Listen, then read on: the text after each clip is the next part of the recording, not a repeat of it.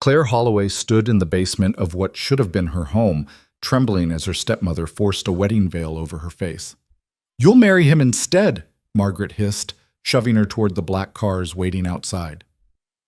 The groom was Damian Cross, the most feared mafia boss in America, a man rumored to be as ruthless as he was broken, confined to a wheelchair, and hungry for revenge. Claire believed she was being thrown to a monster to save a family that had never loved her. She was wrong about everything. If you want to see how far Claire's journey takes her, hit that like button and drop a comment telling me what city you're watching from. I love seeing how far these stories travel.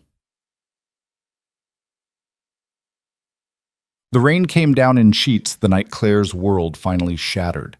She stood in the mansion's cold, stone-floored kitchen, her hands raw and cracked from scrubbing the same marble countertops her mother had once touched with gentle, loving fingers. That was a lifetime ago. Before the cancer. Before her father's heart gave out from grief 6 months later. Before Margaret Holloway and her daughter Sabrina moved in like vultures and turned Claire's childhood home into her prison. "Claire!" The shriek echoed down from the second floor. "Get up here, now!" Claire wiped her hands on her apron, the same threadbare thing she'd worn for 3 years, and climbed the servants' stairs. Not the grand staircase she'd descended as a child in Sunday dresses.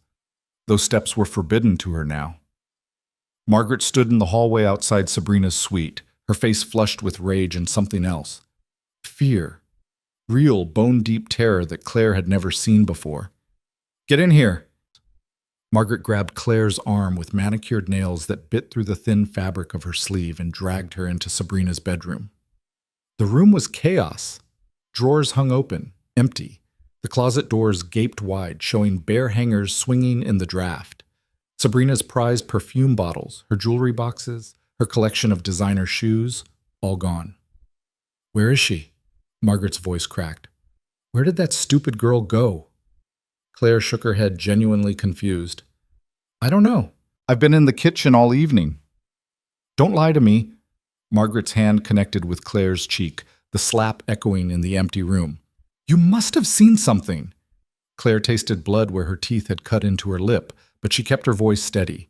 Years of this treatment had taught her that showing pain only made it worse. "I haven't seen Sabrina since breakfast." Margaret released her with a shove that sent Claire stumbling into the dresser. The older woman's hand shook as she pulled a folded paper from her pocket. Claire watched her stepmother's eyes scan the page, watched the color drain from her already pale face. That ungrateful, selfish little... Margaret crumpled the note in her fist. "She's gone. Run off with that artist boyfriend I told her to stop seeing. Left me here to..." She cut herself off, but Claire saw something pass over her stepmother's features. A calculation. A terrible, desperate idea taking shape. "What's happened?" Claire asked quietly. Margaret's laugh was bitter and sharp. "What's happened? Your father, may he rot for his stupidity, borrowed money from very dangerous people to keep his precious company afloat during his final year. When he died, the debt didn't die with him. I've been making payments, selling off everything not nailed down, but it's not enough. It's never enough."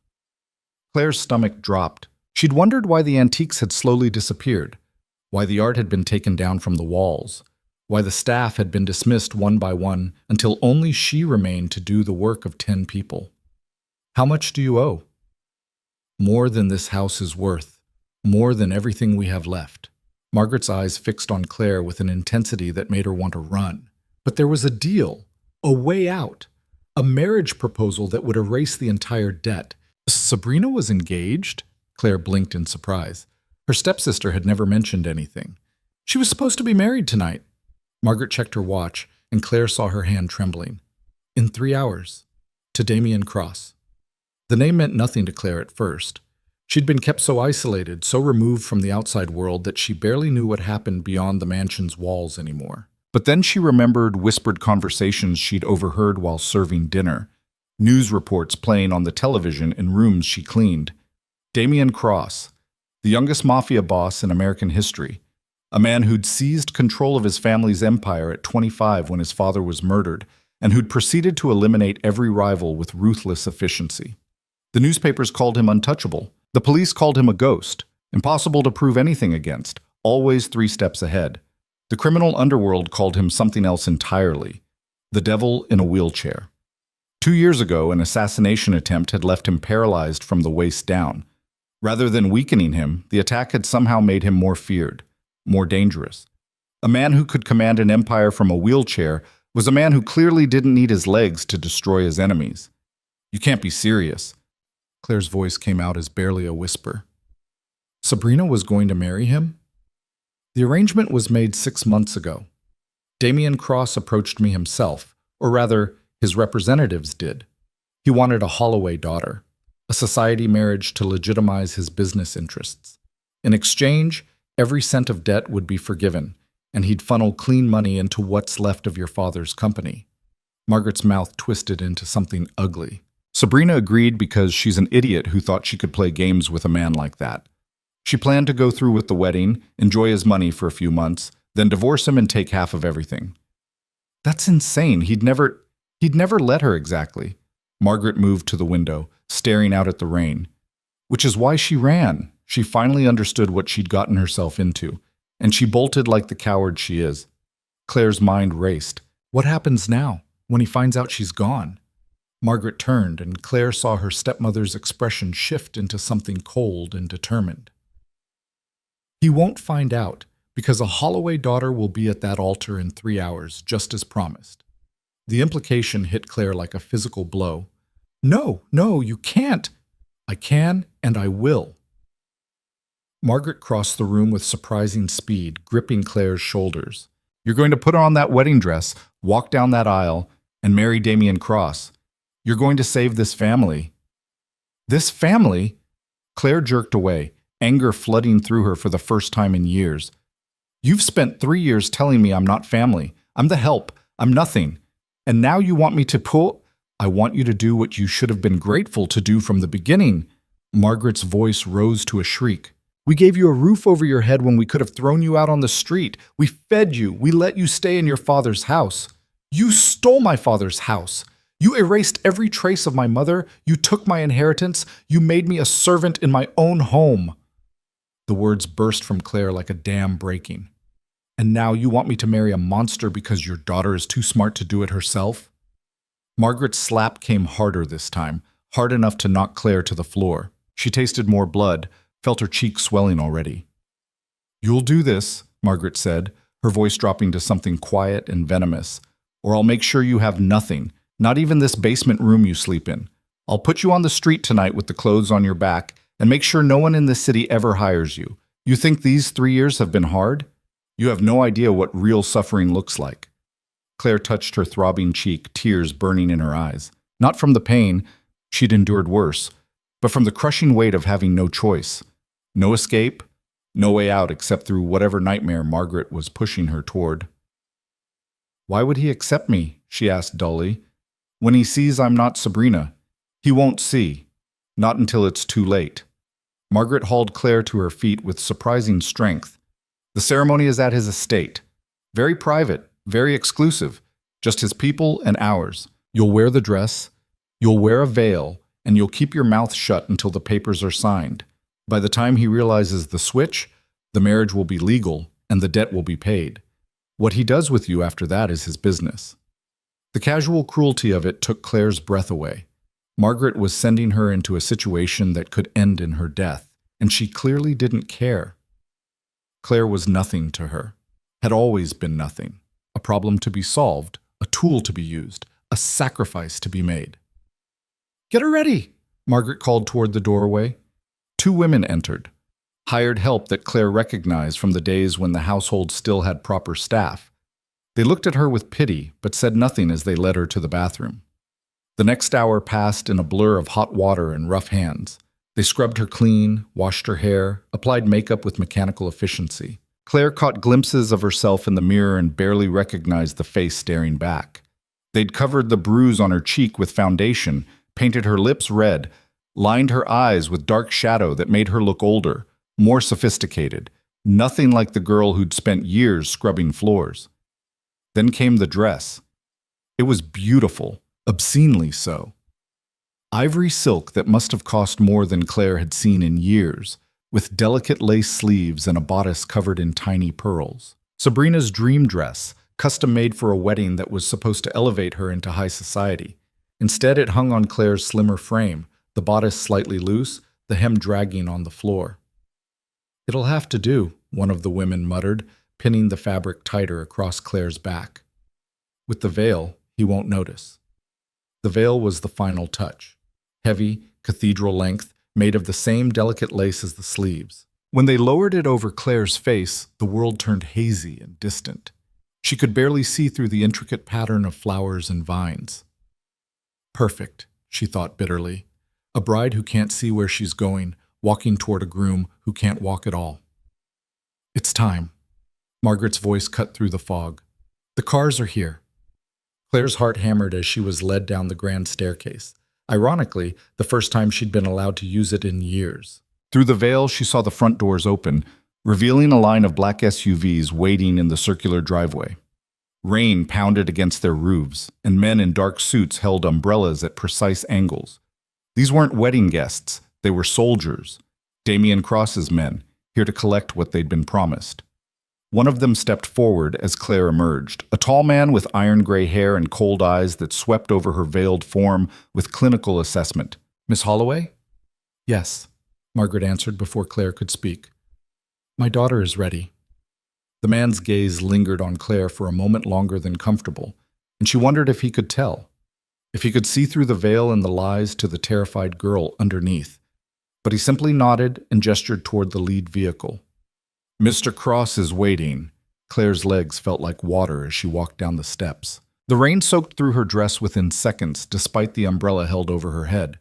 She was guided into the back of the SUV, Margaret climbing in beside her with a tight smile that was all performance. The door shut with a heavy, final sound. As the convoy pulled away from the mansion, Claire looked back through the rain-streaked window. The house where she'd been born, where her mother had died, where her father had loved her once upon a time. It all disappeared into the darkness behind them. "Remember," Margaret hissed in her ear, quiet enough that the driver wouldn't hear. "Keep the veil down. Don't speak unless spoken to. And pray that Damian Cross is feeling merciful when he realizes what he's gotten." Claire didn't answer. She was too busy trying to breathe through the panic rising in her chest, trying not to think about what waited at the end of this drive. The city passed by outside the windows, familiar streets made strange by rain and darkness. They drove for what felt like hours, but was probably only 30 minutes, leaving the older neighborhoods behind for something newer and more ominous. The buildings grew taller, more modern, until they were in the heart of the financial district where steel and glass towers pierced the night sky. The convoy turned into an underground parking garage, descending several levels before finally stopping. Claire's door opened before she could prepare herself. "This way, Miss Holloway." She stepped out onto smooth concrete, her wet dress clinging to her legs, the veil heavy with moisture. Around her, more men in suits formed a protective corridor, their faces blank and professional. Margaret followed close behind, her hand occasionally touching Claire's back in what might have looked like maternal support, but felt more like a warning. They entered an elevator lined with mirrors, and Claire caught a glimpse of herself. A ghost bride, face hidden, body trembling beneath layers of silk and lace. She looked away quickly. The elevator rose smoothly, the numbers climbing higher and higher, 20 floors, 30, 40. When it finally stopped, the doors opened onto a private penthouse entrance that was more beautiful and terrifying than anything Claire had ever seen. Black marble floors, walls of windows showing the city spread out below like a blanket of lights. Modern art that probably cost more than the mansion she'd just left. And at the far end of the vast space, beneath a dramatic arch of white roses and dark greenery, a man in a wheelchair. Damian Cross. Even from a distance, even through her veil, Claire could feel the weight of his presence. He sat perfectly still, hands resting on the arms of his chair, dressed in a black suit that made him look like a shadow against the white flowers. His face was turned toward the windows, profile sharp and beautiful in a way that made her chest tighten. Young, she thought with distant surprise. The rumors had made him sound ancient, but he couldn't have been more than 30. Dark hair, strong jawline, the kind of features that belonged on magazine covers rather than most wanted posters. "Mr. Cross." The gray-haired man who'd collected them from the mansion stepped forward. "The bride has arrived." Damien's head turned, and even though Claire couldn't see his eyes clearly through the veil, she felt the moment his attention locked onto her. It was like being pinned by a physical force, the weight of his gaze traveling over her veiled form with deliberate slowness. He said nothing, simply stared for a long moment before giving a small nod. A man in clerical robes appeared. A judge, Claire realized, not a priest. This would be a legal ceremony, nothing more. No mention of higher powers or sacred vows, just a transaction dressed up in flowers and silk. "We should begin," the judge said quietly. "Unless there are any objections?" Claire's heart screamed at her to run, to tear off the veil and reveal the lie, to throw herself on Damien Cross's mercy and hope for the best. But Margaret's hand pressed against her back, her stepmother's nails digging in hard enough to hurt through the dress. "No objections," Margaret said smoothly. "My daughter is ready to proceed." The judge opened his book, and Claire found herself being guided forward down a makeshift aisle formed by those men in suits. Each step brought her closer to the man in the wheelchair, closer to the point of no return. When she finally stood beside Damien Cross, close enough to touch, she realized how tall he must have been before the attack. Even seated, his shoulders were nearly level with hers. She could smell his cologne, something dark and expensive, cedar and smoke. "Dearly beloved," the judge began, his voice carrying in the vast space, "we are gathered here tonight to witness the joining of Damien Cross and Sabrina Holloway in matrimony. Wrong name, wrong bride, wrong everything." Claire's hands shook as someone placed a bouquet in them. White roses, their stems wrapped in black silk. The flowers trembled along with her fingers. The vows passed in a blur of meaningless words. The judge spoke about commitment and partnership, about two families joining together, about the bonds of marriage. All lies. There was no family here, no love, nothing but fear and debt and a desperate woman's scheme. "Do you, Damien Cross, take this woman to be your lawfully wedded wife?" "I do." His voice was smooth, cultured, with an edge of something dark underneath. Not cruel exactly, but dangerous. The voice of a man accustomed to being obeyed. "And do you, Sabrina Holloway, take this man to be your lawfully wedded husband?" Claire's throat closed. This was it. The final moment before everything became real and irreversible. She could stop it now, could tear off the veil, reveal the truth, accept whatever consequences came from Margaret's fury and Damien's wrath. But what then? Where would she go? What would she do? She had nothing. Had no money, no skills beyond housework, no friends who hadn't forgotten her during 3 years of isolation. The street would be kinder than what Margaret would do to her, but not by much. "I do." The words came out as barely a whisper. "Then by the power vested in me by the state, I now pronounce you husband and wife." The judge closed his book with a soft thump. "You may kiss the bride." Claire's heart stopped. She hadn't thought this far ahead. Hadn't considered that there would be a kiss, that he would lift her veil, that the deception would be revealed before she'd even left the altar. Panic surged through her, but before she could move, Damien's hand lifted. His fingers were warm when they touched her wrist, and his grip was gentle but absolutely certain. He drew her hand to his lips and pressed a kiss to her knuckles, his eyes never leaving her veiled face. "Not tonight," he said quietly, the words meant only for her. "You look tired, wife." The kindness in his voice was somehow more terrifying than cruelty would have been. Claire's mind reeled. He was giving her an out, allowing her to keep the veil in place, but why? Did he know? Could he tell she wasn't Sabrina? But then he released her hand and turned his wheelchair with practiced ease, heading toward a door at the far end of the penthouse. The gray-haired man appeared at his side, and together they disappeared, leaving Claire standing at the altar in her wet dress and heavy veil, her heart pounding so hard she thought it might burst. "Well," Margaret said from behind her, and Claire jumped. She'd almost forgotten her stepmother was there. "That went better than expected. The papers are signed, the debt is cleared, and you're legally Mrs. Damien Cross. Congratulations." There was no warmth in the word, only bitter satisfaction. "What happens now?" Claire asked, her voice hollow. "Now?" Margaret's laugh was sharp. "Now you're his problem, not mine.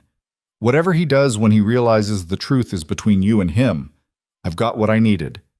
She turned to leave, but Claire caught her arm, surprising both of them. "You're just going to abandon me here? With him?" Margaret pulled free, her expression cold. You've been abandoned for years, girl.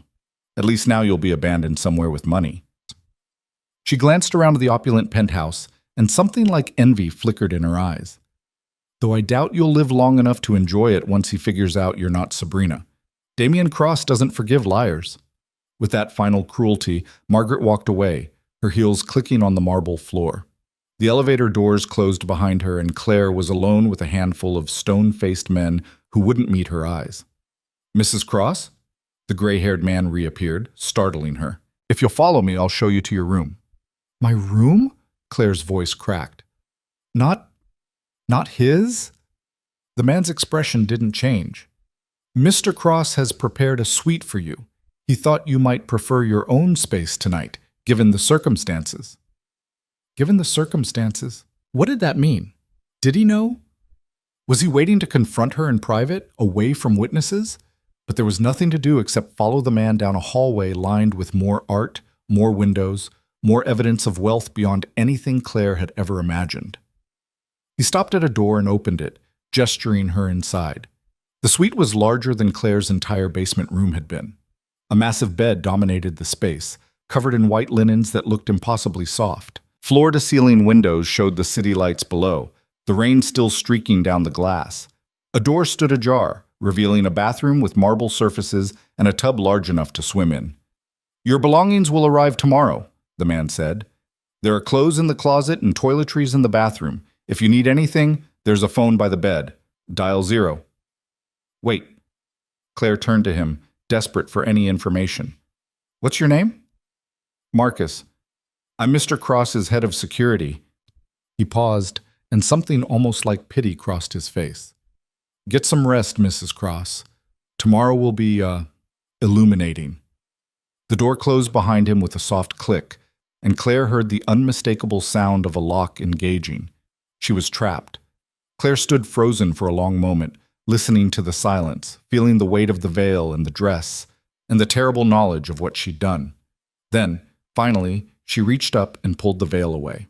Her reflection stared back from the darkened windows, pale, frightened, makeup smeared from tears she hadn't realized she'd cried. She looked like a ghost, like someone already dead. Claire stripped off the wet dress with shaking hands, leaving it in a puddle on the floor. In the closet, she found a robe, silk, impossibly soft against her skin.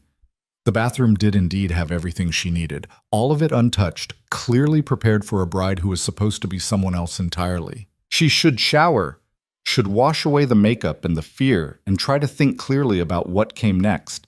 But exhaustion crashed over her like a wave.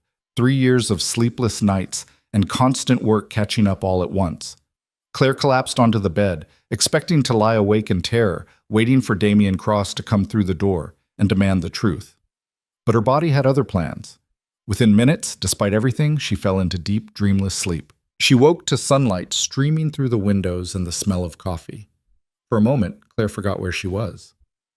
Then memory crashed back, the wedding, the veil, the deception, and she sat up with a gasp, her heart pounding. A tray sat on the bedside table, coffee in a delicate china cup, fresh fruit, pastries that were still warm, and a note written in strong, slashing handwriting. Good morning, wife. Join me for breakfast when you're ready. We have much to discuss. Claire's hands trembled as she picked up the coffee cup. It was perfect, cream and sugar in exactly the proportions she liked, though she'd never told anyone her preference. Her stomach churned with anxiety, but she forced herself to drink, to eat a few bites of fruit, to gather what little courage she had left. In the closet, she found more clothes in her size, not Sabrina's size, but hers. Simple, elegant pieces that would actually fit her slimmer frame. How long had these been here? How much had Damien Cross known before she even walked down that aisle? Claire dressed in dark slacks and a cream blouse, braided her hair with shaking fingers, and stared at herself in the mirror. She looked different in these clothes. Less like a servant, more like the daughter of a successful businessman.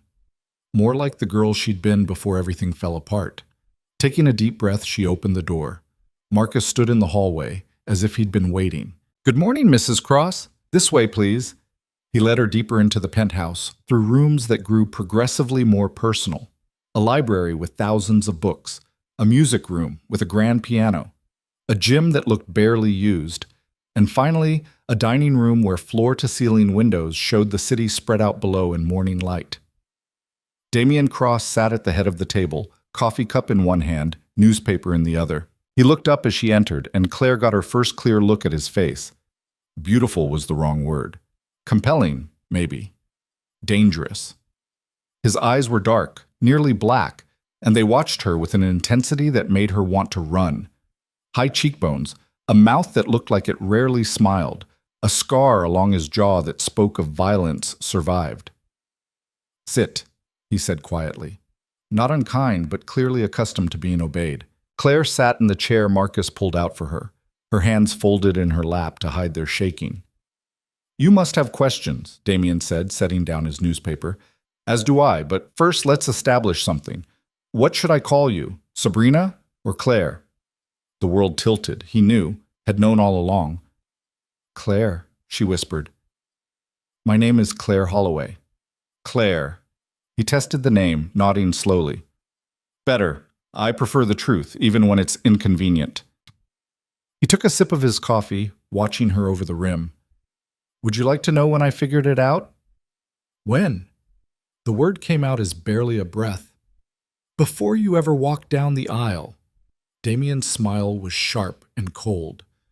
"Did you really think I would agree to marry a woman I'd never properly investigated? I know everything about the Holloway family, including the daughter they tried to erase." Claire's chest tightened. "Then why? Why go through with it? Why not stop the wedding?" "Because, Claire Holloway."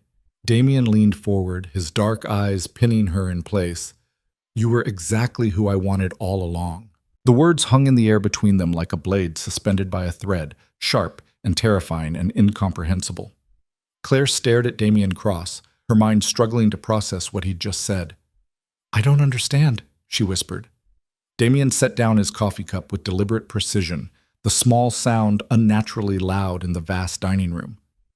"Then let me be clear. Your stepmother thought she was clever, substituting you for Sabrina. She believed I wanted a Holloway daughter, any Holloway daughter, for the social legitimacy the name would bring. She was wrong." He paused, his dark eyes never leaving her face. "I wanted you specifically, Claire. Sabrina running away simply made things easier." Claire's throat tightened. "That's impossible. You never met me. You couldn't have known I even existed." "I make it my business to know everything about the people I deal with." Damien gestured toward the empty chair beside him, and Marcus appeared from nowhere to pull it out. "Come, sit closer. I don't like shouting across the table." Every instinct screamed at Claire to run, but her legs moved of their own accord, carrying her to the chair Marcus held. She sat stiffly, close enough now to see the fine details of Damien's face, the faint lines at the corners of his eyes, the precise edge of his jaw, the way his mouth curved slightly at one corner as he watched her trembling hands. "6 months ago," Damien began, his voice low and controlled, "when I first approached your stepmother about a marriage arrangement, I had my people compile detailed reports on everyone in the Holloway household. Your father's business dealings, Margaret's spending habits, Sabrina's social activities, and you." He leaned back in his wheelchair, his posture relaxed but his gaze intense. "The invisible daughter, the one who used to attend charity galas in designer dresses but now scrubbed floors in the basement, the one whose inheritance was stolen, whose name was erased from every family document, who became a ghost in her own home." Claire's chest constricted. "Why would you care about that?" "Because it told me everything I needed to know about your character." Damien picked up a folder that had been resting beside his plate and slid it across the table to her. "Open it." With shaking hands, Claire opened the folder. Inside were photographs, dozens of them, pictures of her scrubbing the mansion's steps, hanging laundry in the garden, carrying groceries through the servants' entrance. Images of Margaret slapping her in the hallway, of Sabrina pouring wine on her dress at a dinner party while guests laughed, of Claire sleeping on a cot in the basement room that should have housed supplies, not people. "How did you get these?" Claire's voice cracked. "I have eyes everywhere." Damien's expression remained neutral, but something flickered in his dark eyes. "For 3 months, I watched you endure daily humiliation without breaking. I watched you work yourself to exhaustion and still find the strength to tend your mother's grave every Sunday morning before anyone else woke. I watched you protect what remained of your father's legacy, even though it had been stolen from you. Claire's hands trembled as she looked at the photographs. One showed her kneeling beside her mother's headstone, pulling weeds from the overgrown plot. Another captured her in the mansion's library late at night, reading by flashlight after everyone else had gone to bed. There were dozens more, documenting 3 years of suffering she'd thought was invisible to the world. Why? The word came out broken. Why would you watch me? What could you possibly want from someone like me? Damien was silent for a long moment, and when he finally spoke, his voice carried a weight that made Claire look up from the photographs. Do you know what most people see when they look at me, Claire? She shook her head mutely. They see the wheelchair.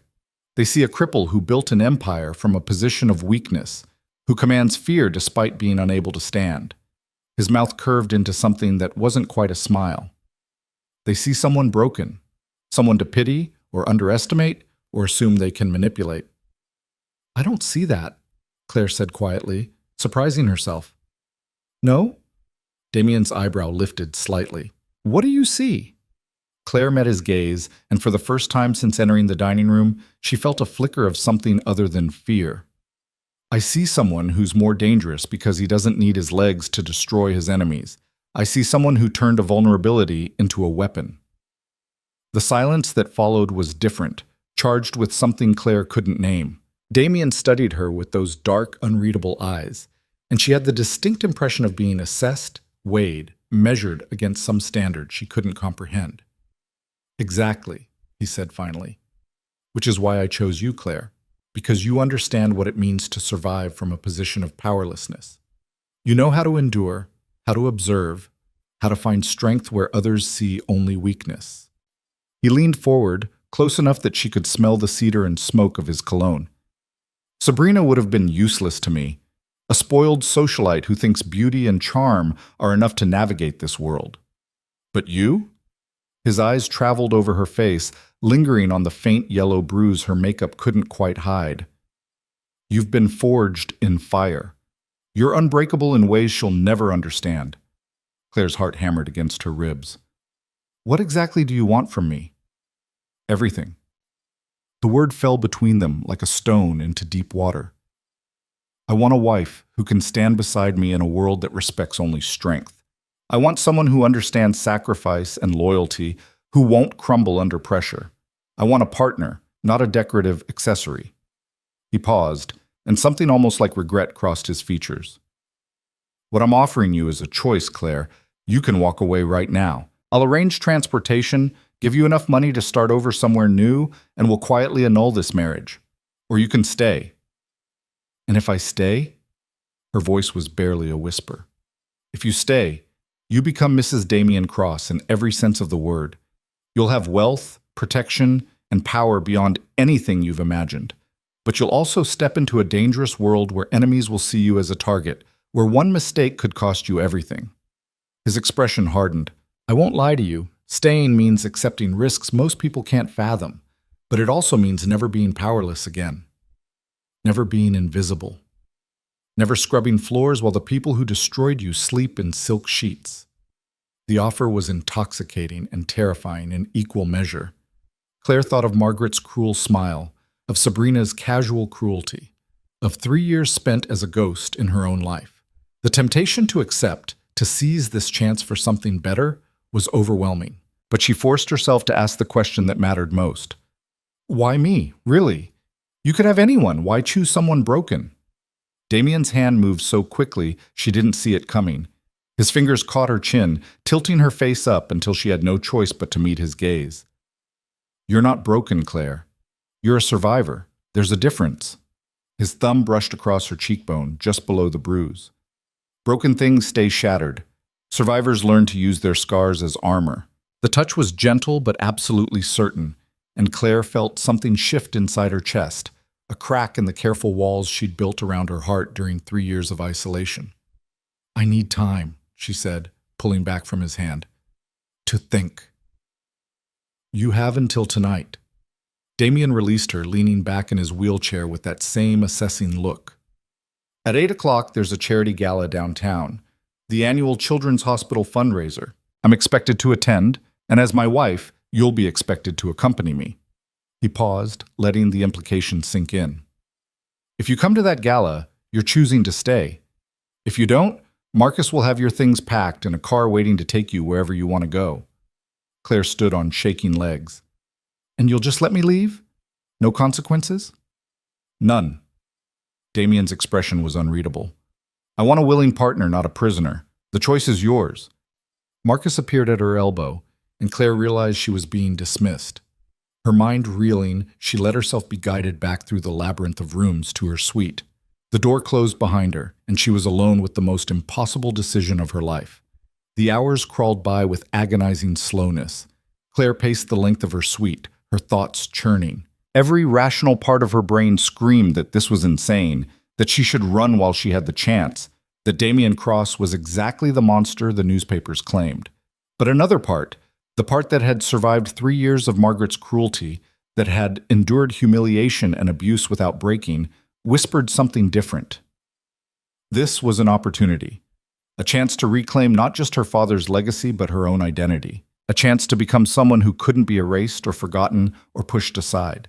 At 2 o'clock, there was a knock on her door. Claire opened it to find a team of women carrying garment bags and makeup cases. Mr. Cross asked us to prepare you for tonight, one of them said with a professional smile. If you're planning to attend, of course. Claire stared at the garment bags, her heart pounding. This was it. The moment she had to decide, stay or go, safety or power. The known misery of starting over with nothing, or the unknown danger of Damien Cross's world. She thought of her mother's grave, overgrown and forgotten. She thought of her father's company, stripped and sold off piece by piece. She thought of Margaret's slap and Sabrina's laughter, and 3 years of being invisible. Come in, Claire said, stepping aside. The transformation began immediately. They led her to the bathroom where the enormous tub had been filled with scented water. Claire sank into the heat, letting them wash away the last traces of the frightened girl who'd arrived in a wet wedding dress. When they finally pulled her from the water and wrapped her in towels, she felt like a snake shedding old skin. The dress they'd brought was midnight blue silk that hugged her curves and fell in elegant folds to the floor. Not white like a bride, not innocent or pure. Something darker, more sophisticated, more dangerous. They styled her hair in an intricate updo that exposed her neck and shoulders, applied makeup that turned her bruise invisible and made her eyes look enormous, slipped diamond earrings into her lobes. When Claire finally looked at herself in the full-length mirror, she didn't recognize the woman staring back. This person looked powerful, confident, beautiful in a way that had nothing to do with decoration and everything to do with presence. Mr. Cross is waiting in the foyer, one of the women said, checking her watch. It's nearly 8. Claire's stomach clenched. This was really happening. She was going to walk out of this room and into a life she couldn't imagine, beside a man she barely knew, into a world that could destroy her. But she'd already been destroyed once. What was one more risk when the alternative was returning to invisibility? The elevator ride down felt surreal, like descending into a dream. When the doors opened, Claire stepped into the foyer and found Damien waiting exactly where she'd first seen him, beneath that arch of white roses, perfectly still in his wheelchair, dressed in a black tuxedo that made him look like darkness personified. His eyes traveled over her slowly, taking in every detail of the transformation, and something flickered across his face that might have been approval, or hunger, or something more complex that Claire couldn't name. You look exceptional, he said quietly. Thank you. Claire's voice was steadier than she expected.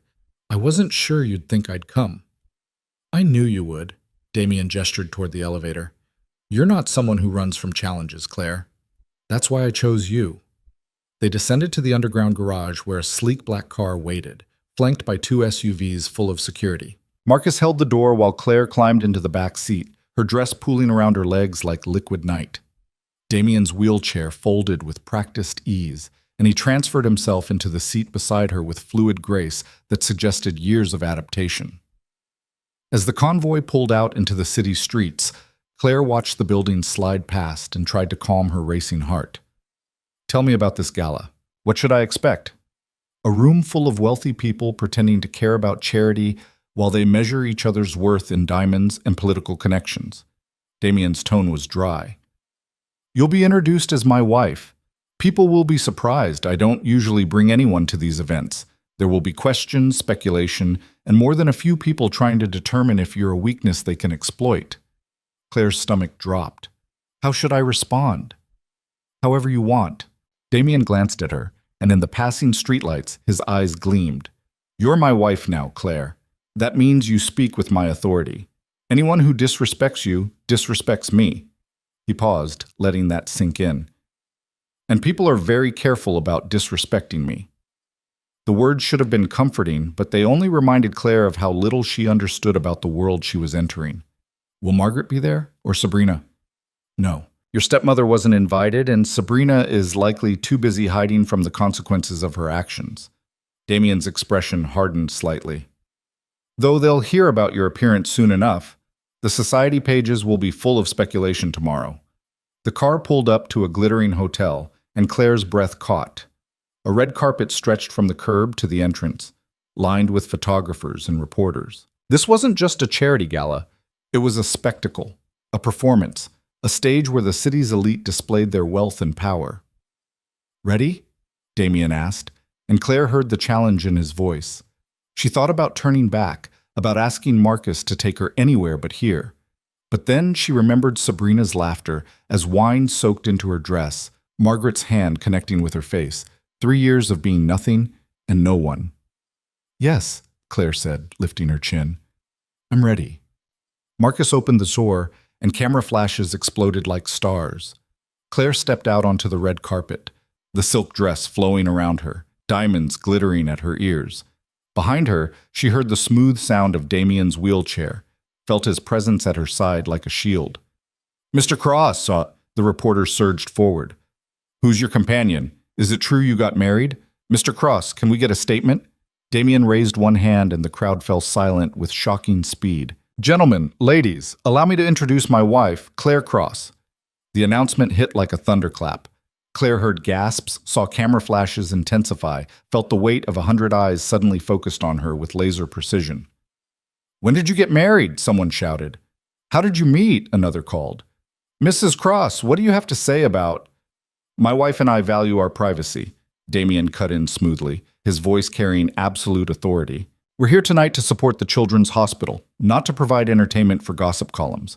If you'll excuse us. His hand found Claire's, his grip warm and certain, and together they moved up the red carpet. Claire focused on putting one foot in front of the other, on keeping her expression calm and poised, on not letting the overwhelming attention crack her carefully constructed composure. Inside the hotel ballroom, the spectacle intensified. Crystal chandeliers hung from gilded ceilings, casting rainbow light across marble floors. Women in designer gowns clustered in groups, men in tuxedos held whiskey glasses, and everyone turned to stare as Damien Cross entered with a woman no one recognized on his arm. Stay close, Damien murmured, low enough that only she could hear. And remember, you belong here just as much as anyone else in this room. More, actually, because most of these people inherited their money. You earned your place. The words gave Claire a strange kind of courage. She straightened her spine, lifted her chin, and met the curious stares with calm confidence she didn't entirely feel. A woman detached herself from a nearby group and approached with the predatory grace of a shark scenting blood. She was beautiful in the way of old money, perfect blonde hair, flawless skin, a dress that probably cost more than Claire's father's car, but her smile didn't reach her eyes. Damien, how unexpected to see you here with a guest. Her gaze raked over Claire with undisguised assessment. And who might this be? Victoria. Damien's tone was polite but cold. Allow me to introduce my wife, Claire. Claire, this is Victoria Ashford. Her family owns half the real estate in the financial district. Victoria's smile froze. Wife? I had no idea you were even seeing anyone. I value discretion, Damien said smoothly. Clearly. Victoria's eyes narrowed on Claire. Forgive me, but you look so familiar. Have we met? What did you say your maiden name was? Claire's heart stuttered, but before she could answer, Damien's hand tightened on hers. Claire prefers to focus on our future rather than dwelling on the past. I'm sure you understand. It was a dismissal wrapped in velvet, but Victoria recognized it for what it was. Her smile turned brittle. Of course. How lovely. Well, congratulations on your marriage. I'm sure it will be very interesting.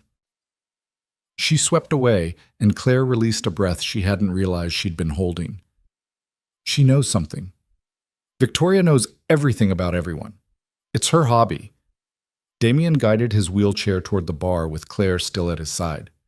She'll spend the rest of the evening trying to figure out who you are and whether you're a threat to her social standing. Let her wonder.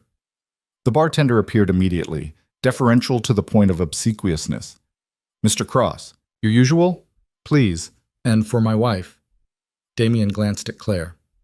White wine, she said, finding her voice. Thank you. As the bartender prepared their drinks, more people approached, a steady stream of introductions and careful questions, each person trying to place her, to understand who she was and where she'd come from. Claire fielded them as best she could, keeping her answers vague, smiling politely, letting Damien's presence shield her from the worst of the scrutiny. Then someone new appeared at Damien's elbow. A man in his 50s with iron gray hair and sharp eyes that reminded Claire uncomfortably of Margaret's calculating stare. Damien, I need a word. In private. His gaze flicked dismissively over Claire. Without your companion.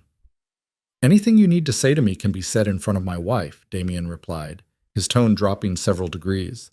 The man's jaw tightened. It's about the shipment from overseas. The complications we discussed. Then let's discuss them. Damien's expression was utterly neutral, but Claire felt tension radiate from him like heat. Here and now, Robert. Robert's face flushed. This is an appropriate conversation for my wife? Damien's voice went soft and dangerous. My wife who has complete knowledge of my business interests and full authority to speak on my behalf? That wife? Claire's eyes widened slightly. She had no knowledge of any business interest, legitimate or otherwise. But Damien's hand squeezed hers gently, a silent message to stay quiet and let him handle this. Robert's face went from red to purple. You can't be serious. You'd trust a woman you just married with sensitive information. I trust my wife with everything. Damien's eyes were black ice, which is more than I can say for certain business associates who seem to forget that discretion is a requirement, not a suggestion. Now, unless you have something productive to contribute to this conversation, I suggest you rejoin the party. Robert opened his mouth, closed it, then stalked away with barely contained fury. Claire watched him go, her mind racing. What was that about? She asked quietly. A test. Damien accepted his drink from the bartender and took a slow sip. Robert has been trying to undermine my authority for months. He thinks the wheelchair makes me weak. Thinks he can position himself as the real power behind my operation. By publicly backing you, I make it clear that you have my complete trust and support. It destabilizes him. But I don't know anything about your business, Claire protested. You will. Damien's smile was sharp. That's part of what staying means, Claire. I told you. I want a partner, not decoration. Starting tomorrow, you'll learn everything about my empire. The legitimate businesses, the gray areas, the parts that would send most people running. He paused, studying her face. Can you handle that? Claire thought about the question carefully. Could she handle learning that the man she'd married wasn't just powerful but dangerous? That his wealth came from sources polite society pretended didn't exist? That staying beside him meant accepting a world of moral ambiguity? I handled 3 years with Margaret, she said finally. I think I can handle the truth. Damien's expression softened almost imperceptibly. Good. Because the truth is coming whether you're ready or not. Before Claire could ask what he meant, a commotion at the ballroom entrance drew everyone's attention. The crowd parted, and through the gap, Claire saw something that made her blood run cold.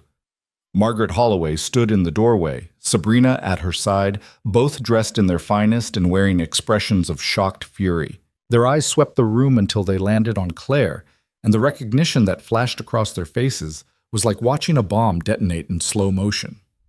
"Oh no," Claire breathed. "Oh yes," Damien murmured, and there was something almost pleased in his voice. Let the games begin. Margaret crossed the ballroom floor like a woman possessed, Sabrina trailing behind her with wide, disbelieving eyes. The crowd parted instinctively, sensing drama, hungry for the scandal that was about to unfold. Claire's hands trembled as she set down her wine glass, but before she could stand, Damien's fingers closed around her wrist. "Stay seated," he murmured, his voice low and commanding. "Let them come to you. You're not the servant anymore, Claire. Make them remember that." The word steadied her somehow, straightening her spine, lifting her chin. She watched Margaret approach with the same detached calm she'd learned during 3 years of enduring her stepmother's rage. Only now she wasn't standing in a basement wearing rags. She was sitting beside the most powerful man in the city, wearing diamonds and silk, untouchable. Margaret stopped 3 feet away, her face pale beneath expertly applied makeup. Up close, Claire could see the cracks in her stepmother's composure. The slight tremor in her hands, the tightness around her mouth, the barely controlled fury burning in her eyes. "What is the meaning of this?" Margaret's voice shook despite her obvious effort to sound authoritative. "Claire, what are you doing here? And why is everyone calling you—" She cut herself off, her gaze sliding to Damien with something like fear. "Calling her what?" Damien asked pleasantly, though his eyes were cold as winter. "Mrs. Cross, my wife." "Both are accurate, Mrs. Holloway. I'm surprised you didn't know, considering you were at the wedding." Sabrina stepped forward, her beautiful face twisted with confusion and anger. "That's impossible. I was supposed to marry you. We had an arrangement." Had being the operative word. Damien's tone remained pleasant, but there was steel underneath. "You fled before the ceremony. Fortunately, your sister was kind enough to take your place." "Stepsister," Margaret hissed. "Claire is my stepdaughter, not my daughter. There's a significant difference." "Is there?" Damien tilted his head slightly, and Claire recognized the gesture now, a predator assessing prey. "Because from where I'm sitting, she's a Holloway by blood and by law. More legitimate than some, one might argue." The barb hit its mark. Margaret's face flushed, and her hands clenched into fists at her sides. "This is absurd. Claire is nobody. She's—" "Careful." The single word from Damien cut through Margaret's building tirade like a knife. "The woman you're about to insult is my wife. I suggest you choose your next words very carefully, Mrs. Holloway, or you may find yourself regretting them." The threat hung in the air, unmistakable and terrifying. Around them, Claire could feel the crowd leaning in, listening to every word, drinking in the scandal like wine. Victoria Ashford stood nearby with undisguised delight, her phone undoubtedly recording every moment for later dissection. Margaret seemed to realize she was losing control of the situation. She took a breath, smoothed her dress, and forced something resembling a smile. "Of course. I meant no disrespect to your wife, Mr. Cross. I'm simply confused about the circumstances. Claire left our home yesterday evening without explanation. We've been worried sick." The lie was so brazen that Claire almost laughed, but Damien beat her to a response, his voice dripping with false concern. "How terrible for you, though I'm surprised you noticed her absence, given that Claire tells me she lived in your basement and performed all the household labor while you and your daughter enjoyed the comforts of her father's estate." Margaret's smile froze. "I don't know what she's told you, but she's told me everything." Damien's voice went soft and dangerous. "Every slap, every insult, every year of servitude you forced on her after stealing her inheritance. Shall I continue? Or would you prefer to salvage what remains of your reputation and leave quietly?" The color drained from Margaret's face. Beside her, Sabrina's eyes had gone wide with dawning horror as she finally understood the magnitude of what was happening. This wasn't just embarrassment, this was exposure. Public humiliation in front of the city's elite, delivered by a man whose word could destroy them completely. "You can't prove any of that," Margaret said, but her voice wavered. "Can't I?" Damien pulled his phone from his jacket pocket with casual ease, tapped the screen a few times, then turned it so Margaret could see. "I have 3 months of surveillance footage documenting Claire's treatment in your home. Every moment of abuse, every act of cruelty, all time-stamped and archived. I could release it to every news outlet in the city by morning, or—" He paused, letting the alternative hang between them. "You could leave now, never contact my wife again, and we'll consider the debt paid in full." Margaret stared at the phone screen where Claire could see herself reflected in miniature scrubbing floors on her knees. The evidence was irrefutable, damning, absolute. "The debt is already paid," Margaret said desperately. "That was the arrangement. Marriage in exchange for the debt to my organization, yes. That's settled. Damien's smile was razor sharp. But the debt you owe Claire, that's something else entirely. You stole 3 years of her life, her inheritance, her dignity. I could demand restitution. I could take everything you have left and still not consider it sufficient payment. He leaned forward slightly in his wheelchair. Or you could walk away now and count yourself lucky that I'm being merciful. Sabrina grabbed her mother's arm, her face pale. Mom, let's go, please. But Margaret wasn't ready to surrender, despite the fear Claire could see in her eyes. This is blackmail. You can't— I can do whatever I want, Mrs. Holloway. That's what power means. Damien's voice remained perfectly calm, which somehow made his words more terrifying. Now, you have 2 choices. Leave quietly and live with the knowledge that you'll never touch Claire again, or make a scene and discover exactly how unpleasant I can make your life. Choose quickly. My patience has limits. For a long moment, Margaret stood frozen, her face cycling through rage, fear, and calculation.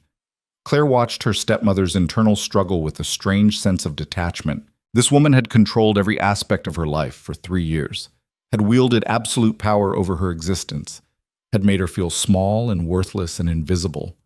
And now Margaret was the one trembling, the one powerless, the one discovering what it felt like to be at someone else's mercy. Fine, Margaret finally spat, her voice venomous. Keep her. She was always more trouble than she was worth anyway. A pathetic, weak little girl who couldn't even stand up for herself. Damien's hand tightened on Claire's wrist, holding her in place when she would have responded. She didn't need to stand up for herself, Mrs. Holloway. She had the intelligence to survive until she found someone who could stand with her. That's not weakness. That's strategy. He released Claire's wrist and gestured toward the exit. Goodbye, Mrs. Holloway. I trust we won't be seeing each other again. Margaret's face went white with fury, but Sabrina was already pulling her toward the door, clearly desperate to escape before things got worse. Claire watched them go, her heart pounding, her hands shaking with adrenaline and something that might have been triumph. The moment they disappeared through the exit, the crowd erupted into whispers. Claire could feel hundreds of eyes on her, assessing, judging, speculating. She'd become the center of attention in the worst possible way, not because of anything she'd done, but because of secrets that had been dragged into the light. That was— Claire's voice failed her. Necessary, Damien finished. They would have continued to torment you if I hadn't made an example. Now everyone in this room knows that you're under my protection. No one will dare touch you. But everyone also knows about— Claire gestured helplessly at the space where Margaret had stood. The basement. The abuse. Everything. Everyone knows that you survived something terrible and came out stronger. Damien's eyes met hers, intense and unwavering. There's no shame in that, Claire. The shame belongs to the people who hurt you, not to you for enduring it.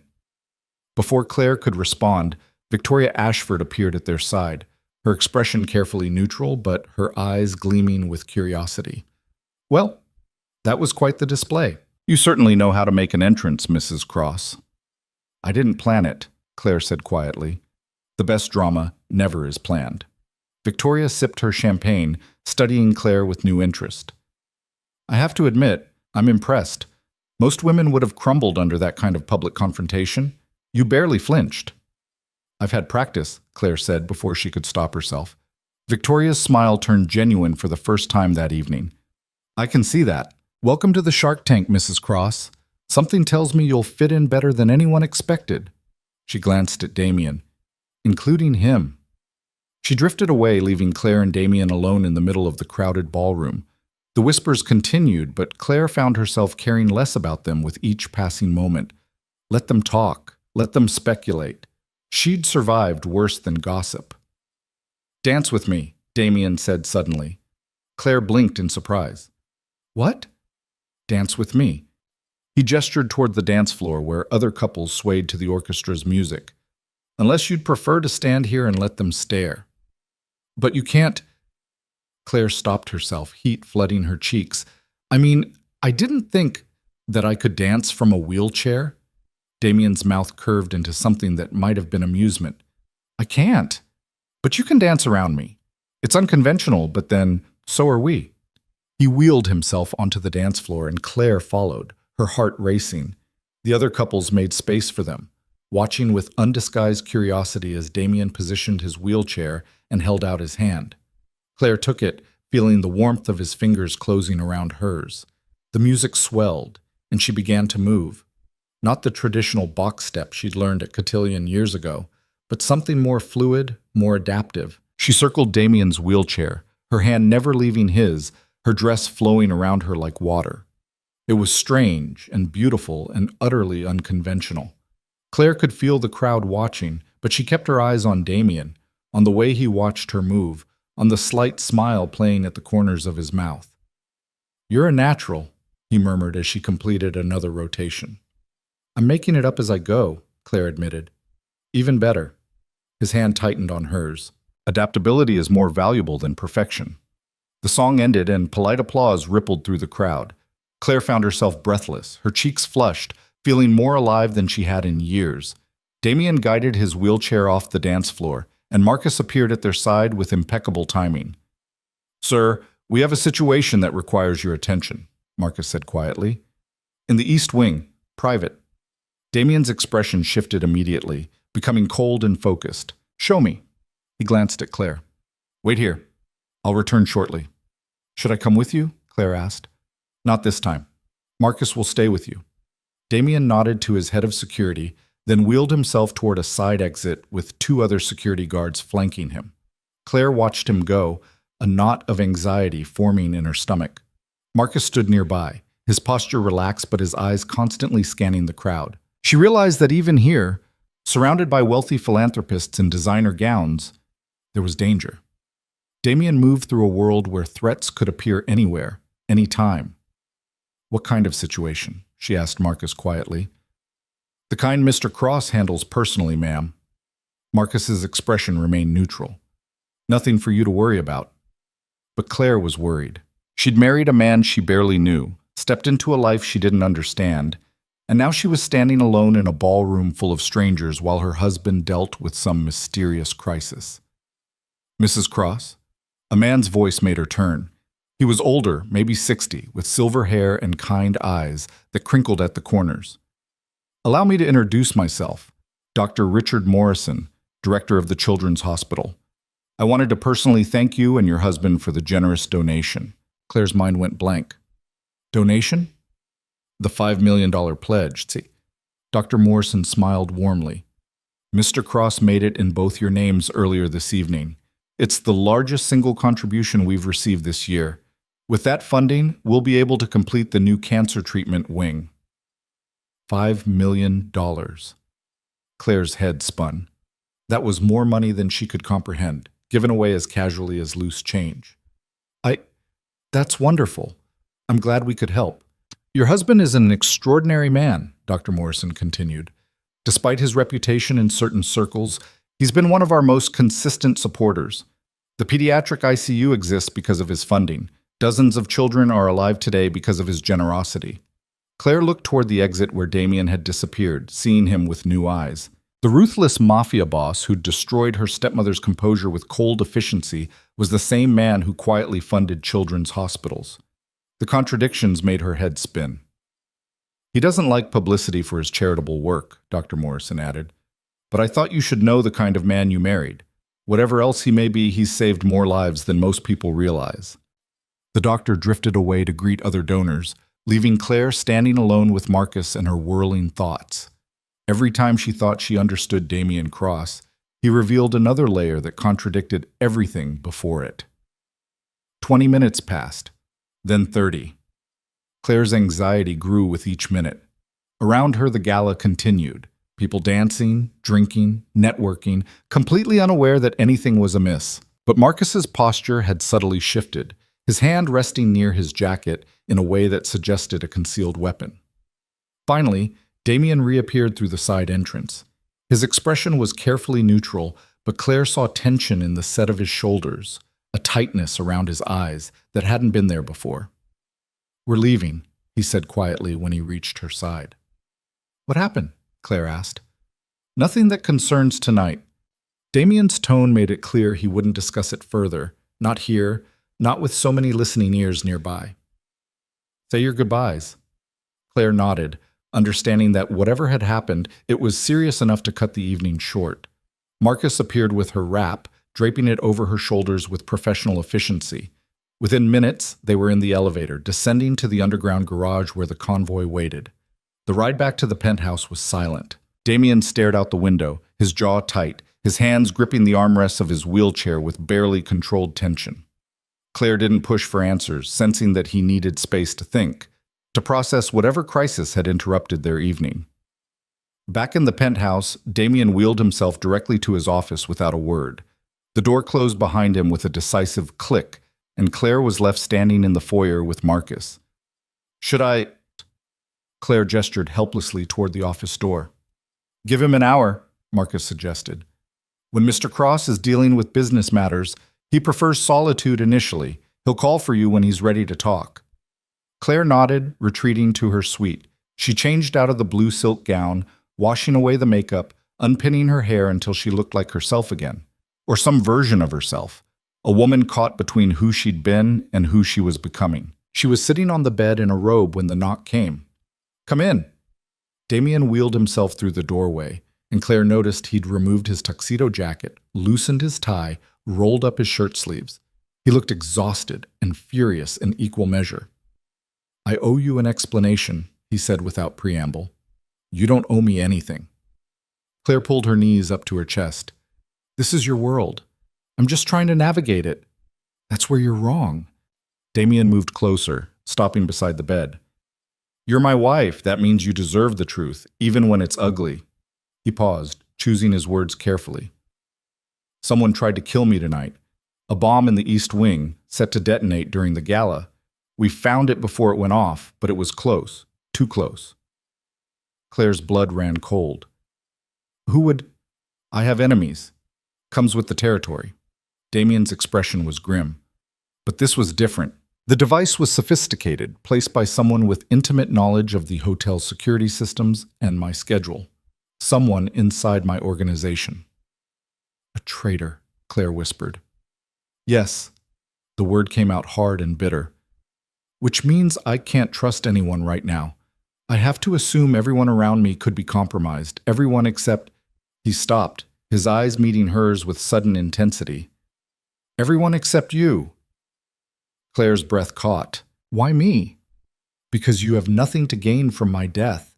Our marriage is too new. The contracts aren't finalized. You'd inherit nothing if I died tonight."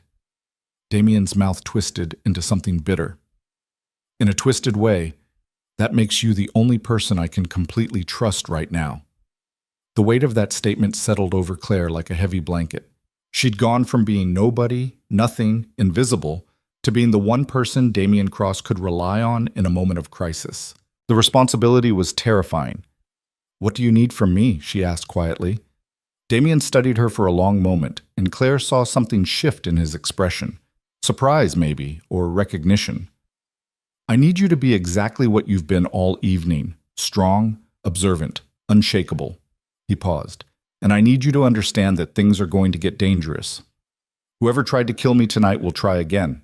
Being my wife makes you a target." "I understand," Claire said, and was surprised to find she meant it. "I'm not going anywhere." Something that might have been relief flickered across Damien's face. "You should be terrified. You should be demanding I send you away to safety." "Maybe I should be." Claire met his gaze steadily. "But I'm not. I survived 3 years of psychological warfare with Margaret. I think I can handle whatever comes next." Damien was silent for a long moment, his dark eyes searching her face as if looking for cracks in her resolve. "You're either incredibly brave or incredibly foolish." "Can I be both?" Claire asked with a small smile.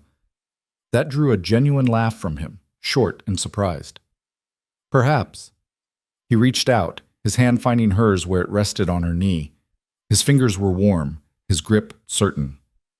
"Thank you, Claire, for staying, for not running when you had every reason to." "You gave me a choice, she said quietly. "That's more than anyone else has done in 3 years." Damien's thumb traced across her knuckles, the gesture almost absent-minded. "I meant what I said earlier. You're not broken. You're a survivor, and survivors recognize each other. His eyes met hers, and Claire saw something raw and honest in their depths. I know what it's like to have the world see you as weak when you're anything but. To have people underestimate you because of circumstances beyond your control. The wheelchair, Claire said softly. Among other things, Damien released her hand and wheeled himself toward the window, staring out at the city lights below. My father was a brutal man, powerful, feared, but brutal. He taught me that showing weakness was death in our world. So when the attack happened, when I woke up in a hospital bed, unable to feel my legs, he trailed off, his jaw tight. Everyone expected me to fall apart, to lose control of the empire he'd built. Instead, I made the weakness a weapon. I let people underestimate me, let them think the wheelchair made me vulnerable, and then I destroyed anyone who tried to take advantage. Claire stood from the bed, moving to stand beside his wheelchair. How many people know the truth? Damien glanced up at her, one eyebrow raised. The truth about what? About whether you're really paralyzed. Claire kept her voice neutral, watching his face carefully. You move with too much control, too much precision. And earlier tonight, when the bomb threat came, you stood up to leave the table before you caught yourself and used the wheelchair instead. The silence that followed was absolute. Damien stared at her with an expression Claire couldn't read. Shock, maybe, or calculation, or something more dangerous. You noticed that, he said finally. It wasn't a question. I notice everything. Claire held his gaze. 3 years of being invisible teaches you to watch, to observe, to see the things other people miss. So yes, I noticed. The question is, why are you still pretending? Damien was quiet for so long that Claire began to wonder if she'd made a terrible mistake, if she'd crossed a line that would turn his protection into fury. But when he finally spoke, his voice was thoughtful rather than angry. You're more perceptive than I anticipated. He gestured toward the bed. Sit. If we're going to have this conversation, you might as well be comfortable. Claire sat, her heart pounding, waiting for whatever revelation was about to shatter her understanding of the man she'd married. Damien wheeled himself closer, his eyes never leaving her face. You're right. The paralysis was a lie. I've been able to walk for over a year now, but I maintain the illusion because it serves a purpose. He paused, choosing his words with visible care. When people think you're disabled, they let their guard down. They speak freely around you, assuming you're no threat. They underestimate your capabilities, your speed, your reach. It's the perfect cover for gathering intelligence and identifying traitors. Like tonight, Claire realized, the person who planted the bomb probably assumed you'd be confined to the wheelchair, easier to target. Exactly. Damien's smile was sharp. They planned for a man who couldn't run, couldn't fight, couldn't escape. They didn't plan for what I actually am. Claire's mind raced through the implications. How many people know? 5 now. Marcus, my doctor, 2 others whose loyalty is beyond question, and you. His eyes held hers with unsettling intensity. The question is, can I trust you to keep that number at 5? You can, Claire said without hesitation. I understand the value of secrets. I kept my own survival secret from Margaret for 3 years. Damien studied her face, and Claire had the distinct impression of being tested, weighed, measured against some internal standard. Whatever he saw must have satisfied him, because he nodded slowly. Then we understand each other. He reached out, his hand finding hers again. Tomorrow, things change. I'm going to start teaching you about my organization, the legitimate businesses, the less legitimate ones, the gray areas in between. You'll meet my key people, learn the hierarchy, understand how everything operates. It won't be easy, and some of what you learn will probably shock you. I'm ready, Claire said, and meant it. We'll see. Damien's thumb traced circles on her palm, the gesture strangely intimate. But first, you need to rest. It's been a long night, and tomorrow will be longer. He released her hand and turned his wheelchair toward the door, but Claire's voice stopped him before he reached it. Damien? He paused, glancing back over his shoulder. Thank you, she said quietly, for defending me tonight, for protecting me from Margaret and Sabrina, for trusting me with the truth. Something softened in Damien's expression, a crack in the armor he showed the world. You're my wife, Claire. Protecting you isn't a favor, it's my obligation. He paused at the doorway. And perhaps in time, more than that.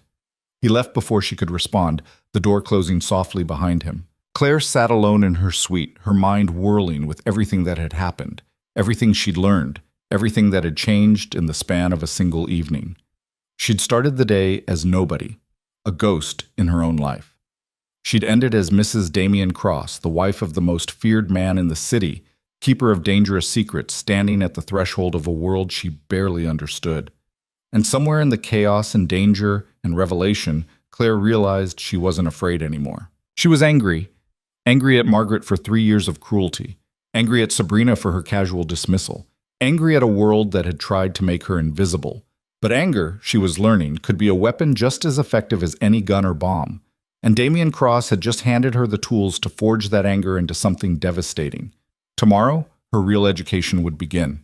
Tomorrow, she would learn to fight back. Tomorrow, she would discover what it meant to be truly powerful in a world that respected only strength. But tonight, Claire allowed herself one moment of simple triumph. She'd survived her stepmother's final attempt at humiliation.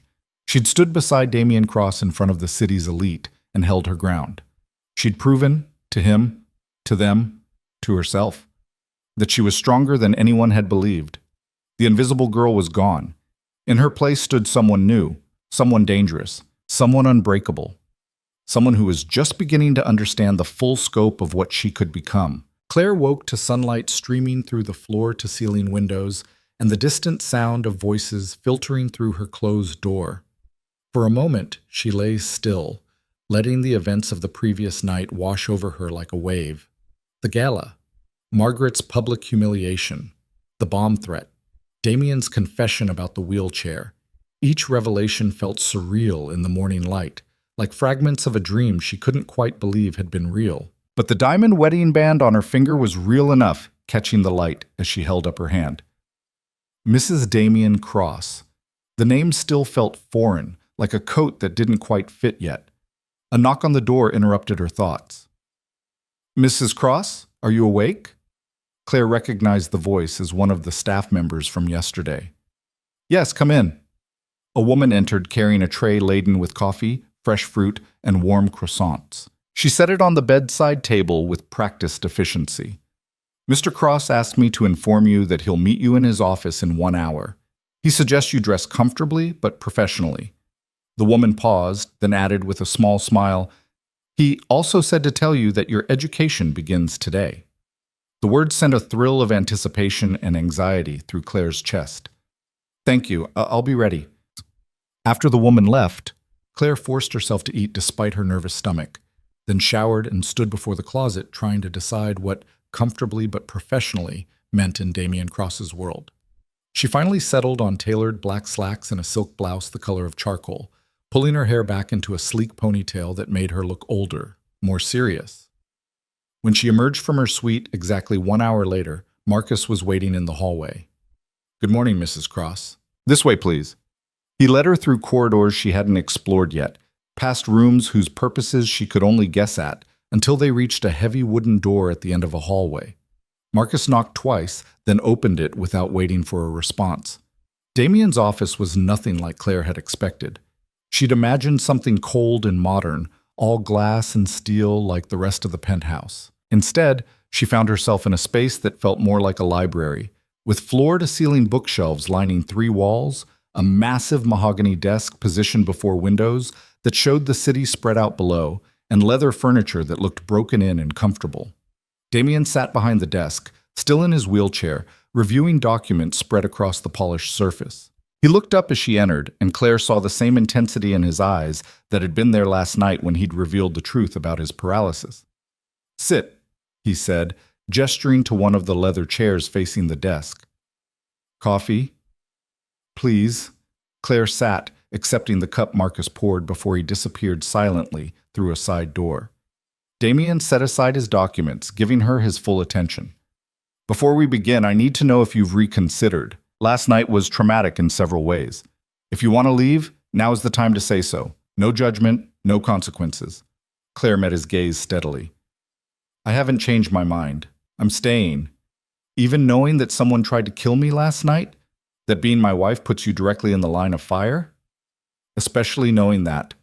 Claire wrapped her hands around the warm coffee cup.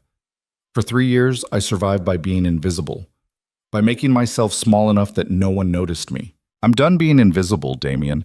Whatever comes next, I'd rather face it standing beside you than hiding from it alone. Something flickered in Damien's expression. Approval, maybe, or respect. Then let's begin. He pressed a button on his desk, and a section of the bookshelf slid aside, revealing a wall of monitors showing security feeds from what looked like dozens of locations. My empire is built on 3 pillars: legitimate business, gray market operations, and what most people would call criminal enterprise. You need to understand all 3. Claire's pulse quickened, but she kept her expression neutral. I'm listening. The legitimate businesses are easy enough. I own commercial real estate across the city, several investment firms, a portfolio of restaurants and nightclubs, and a private security company that provides protection for corporate clients. Damien tapped his keyboard, and financial reports appeared on one of the monitors. These operations are completely legal, heavily audited, and generate significant revenue. They're also perfect for laundering money from less legitimate sources. Money laundering, Claire repeated, tasting the words. Among other things. Damien's tone was matter-of-fact, as if he were discussing the weather rather than federal crimes. The gray market operations include gambling networks, high-end escort services for wealthy clients, and facilitating transactions between parties who prefer not to involve banks or lawyers. Nothing violent, nothing that harms innocents, but definitely illegal in the eyes of the law. Claire absorbed this, trying to reconcile the man who donated $5 million to children's hospitals with the one calmly describing criminal enterprises. And the third pillar? Protection, enforcement, and control of territory. Damien's expression hardened. This city has various factions competing for power: organized crime families, street gangs, corrupt officials, foreign interests. I maintain dominance by being smarter, better connected, and more ruthless than anyone else when necessary. That means collecting debts, settling disputes, and occasionally removing threats permanently. The final word hung in the air between them, heavy with implication. Claire understood what he meant without needing it spelled out. Removing threats permanently meant killing people. Her husband was a murderer, or at least he ordered murders. You're not running, Damien observed quietly. Would it change anything if I did? Claire asked. Probably not. But I'm giving you the chance to preserve your illusions, if you want them. Claire thought about that for a moment, remembering the girl she'd been 3 years ago, the daughter of a successful businessman, raised in comfort and luxury, protected from the harsh realities of the world. That girl would have been horrified by what Damien was telling her. That girl would have run screaming. But that girl had died the day her father's heart gave out, buried alongside him in the family plot, while Margaret and Sabrina picked over the remains of her life like vultures. I don't want illusions, Claire said finally. I want the truth. All of it. Damien studied her for a long moment, then nodded slowly. All right. Then let me tell you about the organization you've married into. For the next 3 hours, Damien walked Claire through the intricate web of his empire. He showed her organizational charts detailing the hierarchy of his operation, explained the various revenue streams and how they interconnected, identified key players and their roles. He taught her the language of his world, the coded phrases used to discuss illegal activities, the hand signals his men used to communicate in public, the subtle ways territory and power were negotiated. Claire absorbed it all with laser focus, asking questions when things weren't clear, taking mental notes of names and faces as Damien showed her surveillance footage of various operations. Her mind cataloged information with the same meticulous attention to detail she'd once applied to managing the Holloway household, only now, instead of tracking which rooms needed cleaning, she was learning which district lieutenants were loyal and which ones bore watching. You're a quick study, Damien said as he closed out the final presentation. Most people would be overwhelmed by now. I'm good at learning systems, Claire replied. Every organization has its own logic, its own rules. Yours is just more complex than most, and more dangerous. Damien wheeled himself around the desk, stopping in front of her chair. Which brings us to the practical portion of your education. Starting tomorrow, you'll begin weapons training with Marcus. Basic marksmanship, self-defense, situational awareness. I want you able to protect yourself. Claire's eyes widened. You want me to learn to shoot? I want you to survive if someone comes for you. Damien's expression was grim. The bomb last night was a warning that things are escalating. Whoever is after me won't hesitate to use you as leverage or eliminate you as a message. You need to be able to defend yourself. The reality of what she'd stepped into hit Claire with renewed force. This wasn't just about reclaiming her dignity or escaping Margaret's cruelty. This was about surviving in a world where violence was currency and loyalty was the only thing keeping you alive. Okay, she said quietly. I'll learn. Damien reached out, his hand covering hers where it rested on the chair arm. I know this is a lot. We can take breaks, pace things slower if you need. No. Claire shook her head firmly. The faster I learn, the faster I become an asset instead of a liability. Keep going. Something that might have been pride flickered across Damien's face. Then let's move on to the current crisis. The bomb last night was sophisticated, which means it was either placed by a professional or by someone with access to professional resources. I've narrowed the list of suspects to 3 people within my organization who have the knowledge, opportunity, and potential motive to betray me. He pulled up 3 files on his computer, turning the monitor so Claire could see. 3 faces stared back at her, 2 men and a woman, all professionally photographed, all looking dangerous in different ways. This is Vincent Caruso, my lieutenant overseeing the docks and shipping operations. Damien pointed to the first image, a man in his 40s with cold eyes and a scar across his cheek. He's been with me for 8 years, loyal and effective, but he's also ambitious. If he thought he could take my place, he might try. Next is Elena Volkov, head of my financial operations and money laundering networks. The woman in the photo was beautiful in a severe way, with platinum blonde hair and ice blue eyes. She's brilliant with numbers and connections to Eastern European organizations that might want me gone. But she's also made millions working for me, so the motive is unclear. Finally, Robert Chen, who you saw briefly at the gala last night. The third image showed the man who'd tried to pull Damien aside for a private conversation. He manages my legitimate businesses and serves as the public face of my corporate interests. He's been increasingly resentful of my methods and has hinted that he thinks I'm too volatile, too dangerous. If he wanted to take the organization in a different direction, removing me would be step 1. Claire studied the 3 faces, her mind working through the implications. Can you investigate all 3 simultaneously without tipping them off? I'm already investigating, Damien said. But I need to be careful. If the traitor realizes I'm onto them, they might accelerate their plans or go underground. What I need is someone they won't suspect. Someone who can observe, gather information, ask innocent questions without raising alarms. Understanding dawned. You want me to spy on them? I want you to meet them, engage with them as my wife, and tell me what you observe. Damien's eyes were intense. You have a gift for seeing things others miss. You noticed my wheelchair was a lie when no one else has in over a year. Use that skill to help me identify who wants me dead. Claire's heart raced with a mixture of fear and excitement. This was it. The moment she stopped being a passive observer and became an active participant in Damien's world. When do I start? Tonight. I'm hosting a dinner here in the penthouse for my senior leadership. All 3 suspects will attend, along with several others to provide cover. You'll be introduced as my wife, and you'll spend the evening observing, conversing, learning who they are and how they interact. He paused. Can you handle that? Claire thought about the question carefully. Could she sit at a table with people who might want her husband dead, smile and make conversation while looking for signs of betrayal, all while maintaining the facade of an innocent new bride?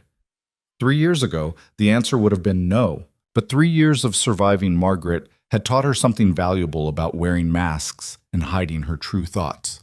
Yes, she said, I can handle that. Good. Damien released her hand and wheeled himself back behind his desk. Marcus will brief you this afternoon on the key players who will be attending. Study their backgrounds, their relationships, anything that might give you insight into their loyalties. And Claire? He waited until she met his eyes. Be careful. These people are dangerous. They've survived in this world because they're smart, ruthless, and paranoid. One wrong question, one suspicious glance, and you could become a target yourself. The warning sent a chill down Claire's spine, but she forced herself to nod calmly. I understand. I hope you do. Damien's expression was unreadable. Because once you step into that dining room tonight, there's no going back. You'll be all the way in, Claire, part of this world, complicit in everything I do, legally and morally tied to choices that most people would consider monstrous. He leaned forward, his dark eyes pinning her in place. Last chance to walk away clean. After tonight, your hands will be as dirty as mine.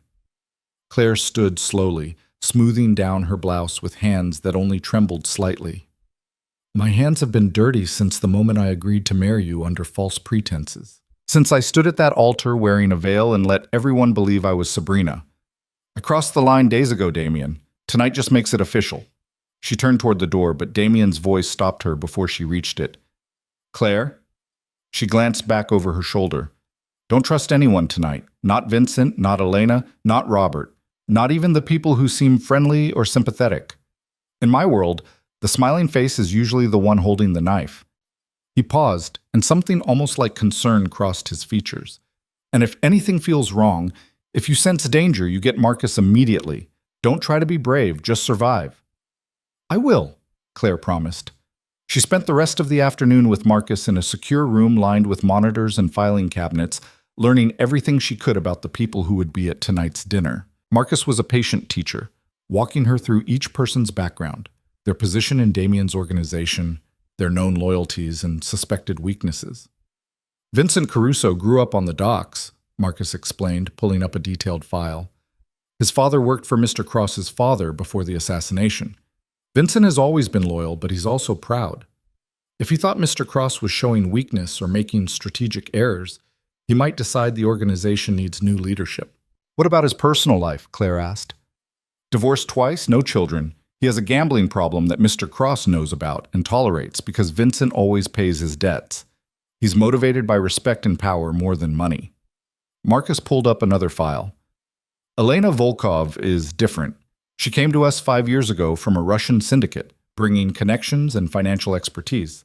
She's brilliant, disciplined, and completely emotionless when it comes to business. If she betrays Mr. Cross, it will be because someone offered her something better, more power, more autonomy, or a bigger piece of a different empire.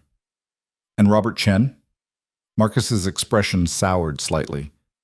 Robert is complicated. He's brilliant at running the legitimate businesses and making Mr. Cross look respectable to the outside world. But he's also squeamish about the rougher aspects of the operation. He's argued several times that we should phase out the criminal enterprises and focus solely on legitimate ventures. Mr. Cross has refused, which hasn't sat well with Robert. Claire processed this information, building mental profiles of each suspect. Vincent was motivated by pride and respect, Elena by calculated self-interest, Robert by ideology and perhaps moral superiority. 3 very different people with 3 very different potential motives for betrayal. Who do you think it is? She asked Marcus. The security chief was silent for a long moment, weighing his words. Honestly, Mrs. Cross, I don't know. Any of them could have done it, or none of them. It's possible the real traitor is someone we haven't even considered, using the bomb as a distraction while they make their real move. He met her eyes seriously. That's why tonight is so important. Fresh eyes, fresh perspective. You might notice something the rest of us have missed because we're too close to see it clearly. As evening approached, Claire returned to her suite to prepare. The staff had laid out a dress on her bed, deep burgundy silk that was elegant without being overly formal, sophisticated without trying too hard. She showered, dried her hair, and applied makeup with careful precision, transforming herself into the poised, confident woman she needed to appear to be. When she finally looked in the mirror, a stranger stared back. This woman looked powerful, assured, like someone who belonged in Damien Cross's world. Claire just had to hope the illusion was convincing enough to fool trained killers and career criminals. Marcus appeared at precisely 7 to escort her to the dining room. Remember, he said quietly as they walked, you're just the new wife tonight. Curious, interested in your husband's associates, but not asking pointed questions. Keep it natural. I understand, Claire said, her heart pounding against her ribs. The dining room had been transformed since the last time she'd seen it. The long mahogany table was set for 12 with crystal stemware and fine china, candles flickering in silver holders. Through the windows, the city lights glittered like fallen stars, beautiful and cold. Damien sat at the head of the table in his wheelchair, dressed in a charcoal suit that made him look every inch the powerful crime lord he was. He looked up as Claire entered, and she saw approval in his eyes as they traveled over her appearance. "You look beautiful," he said quietly, gesturing to the seat at his right hand. "Thank you." Claire took her place, acutely aware of the eyes watching her from around the room. The other guests began arriving in a steady stream. Vincent Caruso entered first, his scarred face breaking into a smile that didn't reach his eyes as he greeted Damien. "Boss, I was surprised to get the dinner invitation." "I wanted you to meet my wife properly," Damien replied smoothly. "Claire, this is Vincent Caruso, one of my most trusted lieutenants." Vincent's eyes raked over Claire with undisguised assessment. "Mrs. Cross, I heard about the wedding, very sudden." "Love doesn't follow schedules," Claire said with a smile she didn't feel. "Apparently not." Vincent took a seat across from her, still watching her with those cold, calculating eyes. Elena Volkov arrived next, her platinum hair swept back in an elegant chignon, diamonds glittering at her throat and wrists. She moved like a dancer, fluid and controlled, offering Damien a cool smile before turning her ice-blue gaze on Claire. "The mysterious bride," Elena said, her accent barely noticeable. "I've been very curious to meet the woman who captured our Damien's attention. He's not usually the marrying type." "People change," Claire replied evenly. "Do they?" Elena's smile was sharp as broken glass. "In my experience, people are remarkably consistent. They just get better at hiding who they really are." The words felt like a warning, though Claire couldn't tell if it was directed at her or at Damien. She filed the observation away for later analysis. Robert Chen was the last of the three suspects to arrive, and Claire recognized him immediately from the gala. He looked uncomfortable in his expensive suit, like a man who'd rather be anywhere but here. He greeted Damien with professional courtesy, but genuine coolness. "Robert," Damien said, "I believe you met my wife briefly last night." "Yes, though we didn't have a chance to speak properly." Robert's smile was tight as he looked at Claire. "I have to say, Mrs. Cross, I was surprised by your marriage. Damien never mentioned he was seeing anyone seriously." "It was a whirlwind romance," Claire said, using the prepared answer Marcus had coached her on. "Whirlwind indeed." Robert's tone suggested he didn't believe that for a second. The other guests filled in the remaining seats. Senior lieutenants, financial advisors, a lawyer whose presence suggested he handled more than standard corporate contracts. Claire greeted each one with practiced charm, filing away observations about body language, word choice, the subtle dynamics of power and deference that played out in every interaction. Dinner began with impeccable service, course after course of exquisitely prepared food that Claire barely tasted. She was too focused on watching, listening, analyzing. Vincent spoke loudly and often, dominating conversations with stories of past operations and barely veiled criticisms of Damien's recent strategic choices. Elena said little but missed nothing, her ice-blue eyes tracking every gesture and word with predatory focus. Robert engaged in polite conversation but radiated discomfort, as if sitting at this table violated some internal moral code. "So, Mrs. Cross," Vincent said during the third course, his wine glass already empty and being refilled, "what do you think of your husband's business ventures?" The question was a trap, Claire realized. Too enthusiastic an endorsement would seem naive. Too much hesitation would suggest disloyalty or weakness. "I think Damien is brilliant at identifying opportunities others miss," she said carefully, "and I admire his ability to maintain control of such complex operations." "Complex?" Vincent repeated, laughing. "That's diplomatic. Some might say dangerous, others might say unsustainable." "Vincent," Damien's voice carried a warning edge. "I'm just saying," Vincent pressed on, emboldened by wine. "The old ways worked because they were simple. Territory, loyalty, respect. But you've complicated everything with all these legitimate businesses and international connections. Makes us vulnerable." "Makes us wealthy," Elena interjected smoothly. "The diversification has tripled our revenue in 5 years. Perhaps, Vincent, you're simply uncomfortable with change." Vincent's face darkened. "I'm uncomfortable with weakness masquerading as strategy." The tension at the table ratcheted up instantly. Claire felt Damien go still beside her, the dangerous kind of stillness that preceded violence. But before he could respond, Robert spoke up. "I actually agree with some of Vincent's concerns," he said quietly, and every head turned toward him. "Not about the legitimate businesses, those are sound.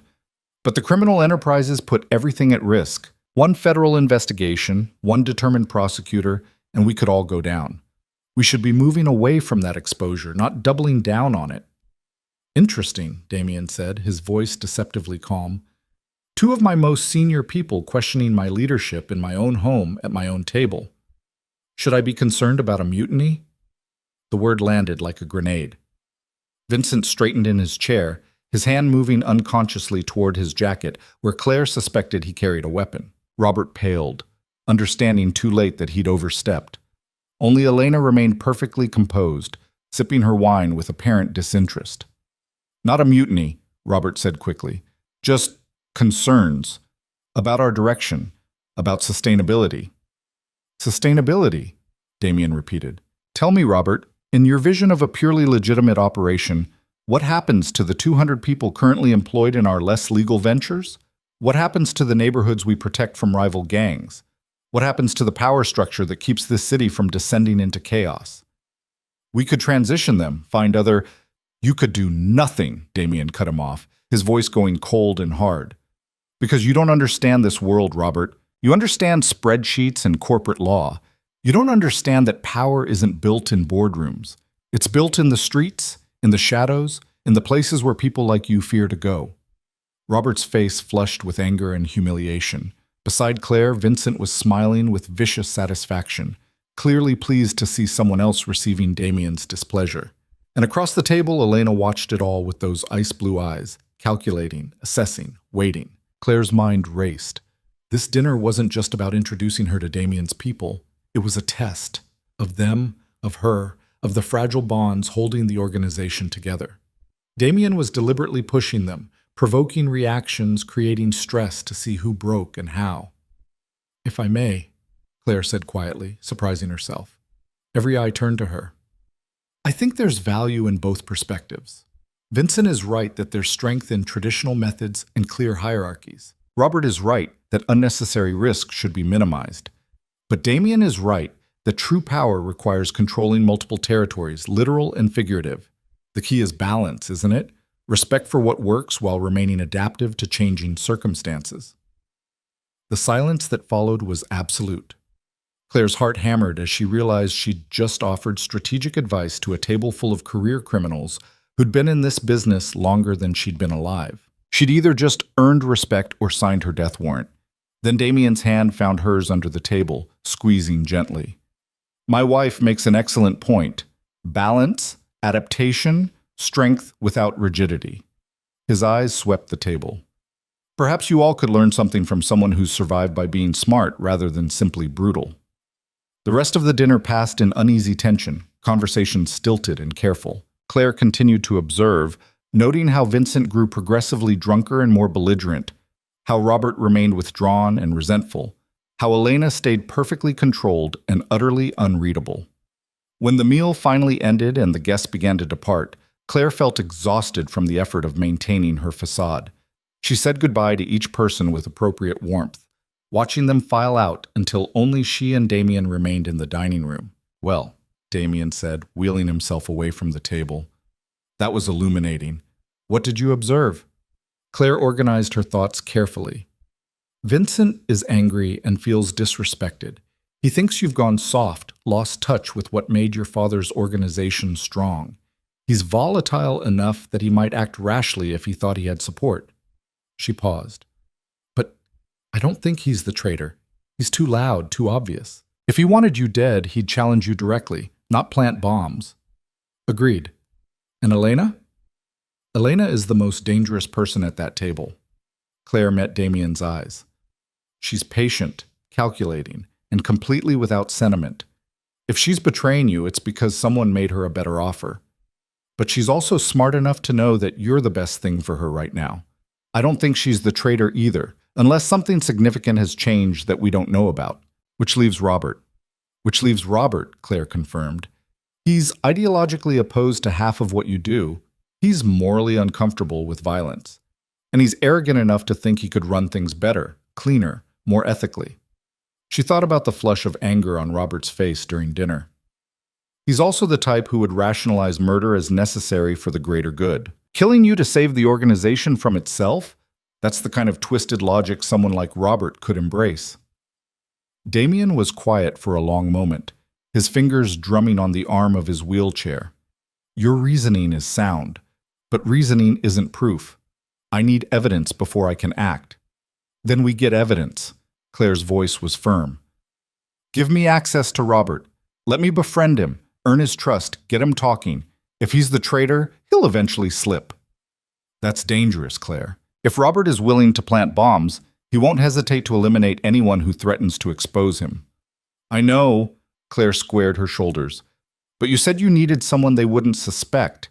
Robert sees me as Damien Cross's naive new wife, possibly a civilizing influence. I can use that. I can get close to him in a way you can't. Damien studied her face for a long moment, and Claire saw conflict warring in his dark eyes. Finally, he nodded slowly. All right, but you'll wear a wire during any private conversations, and Marcus will never be more than 30 seconds away. The moment you feel unsafe, you abort. Understood? Understood, Claire agreed. They sat in silence for a moment, the weight of what they were planning settling over them both. Then Damien reached out, pulling her chair closer to his until they were face to face. You were extraordinary tonight, he said quietly. The way you handled Vincent's aggression, Robert's moral superiority, Elena's mind games, the way you diffused the tension with that speech about balance. You're a natural at this, Claire.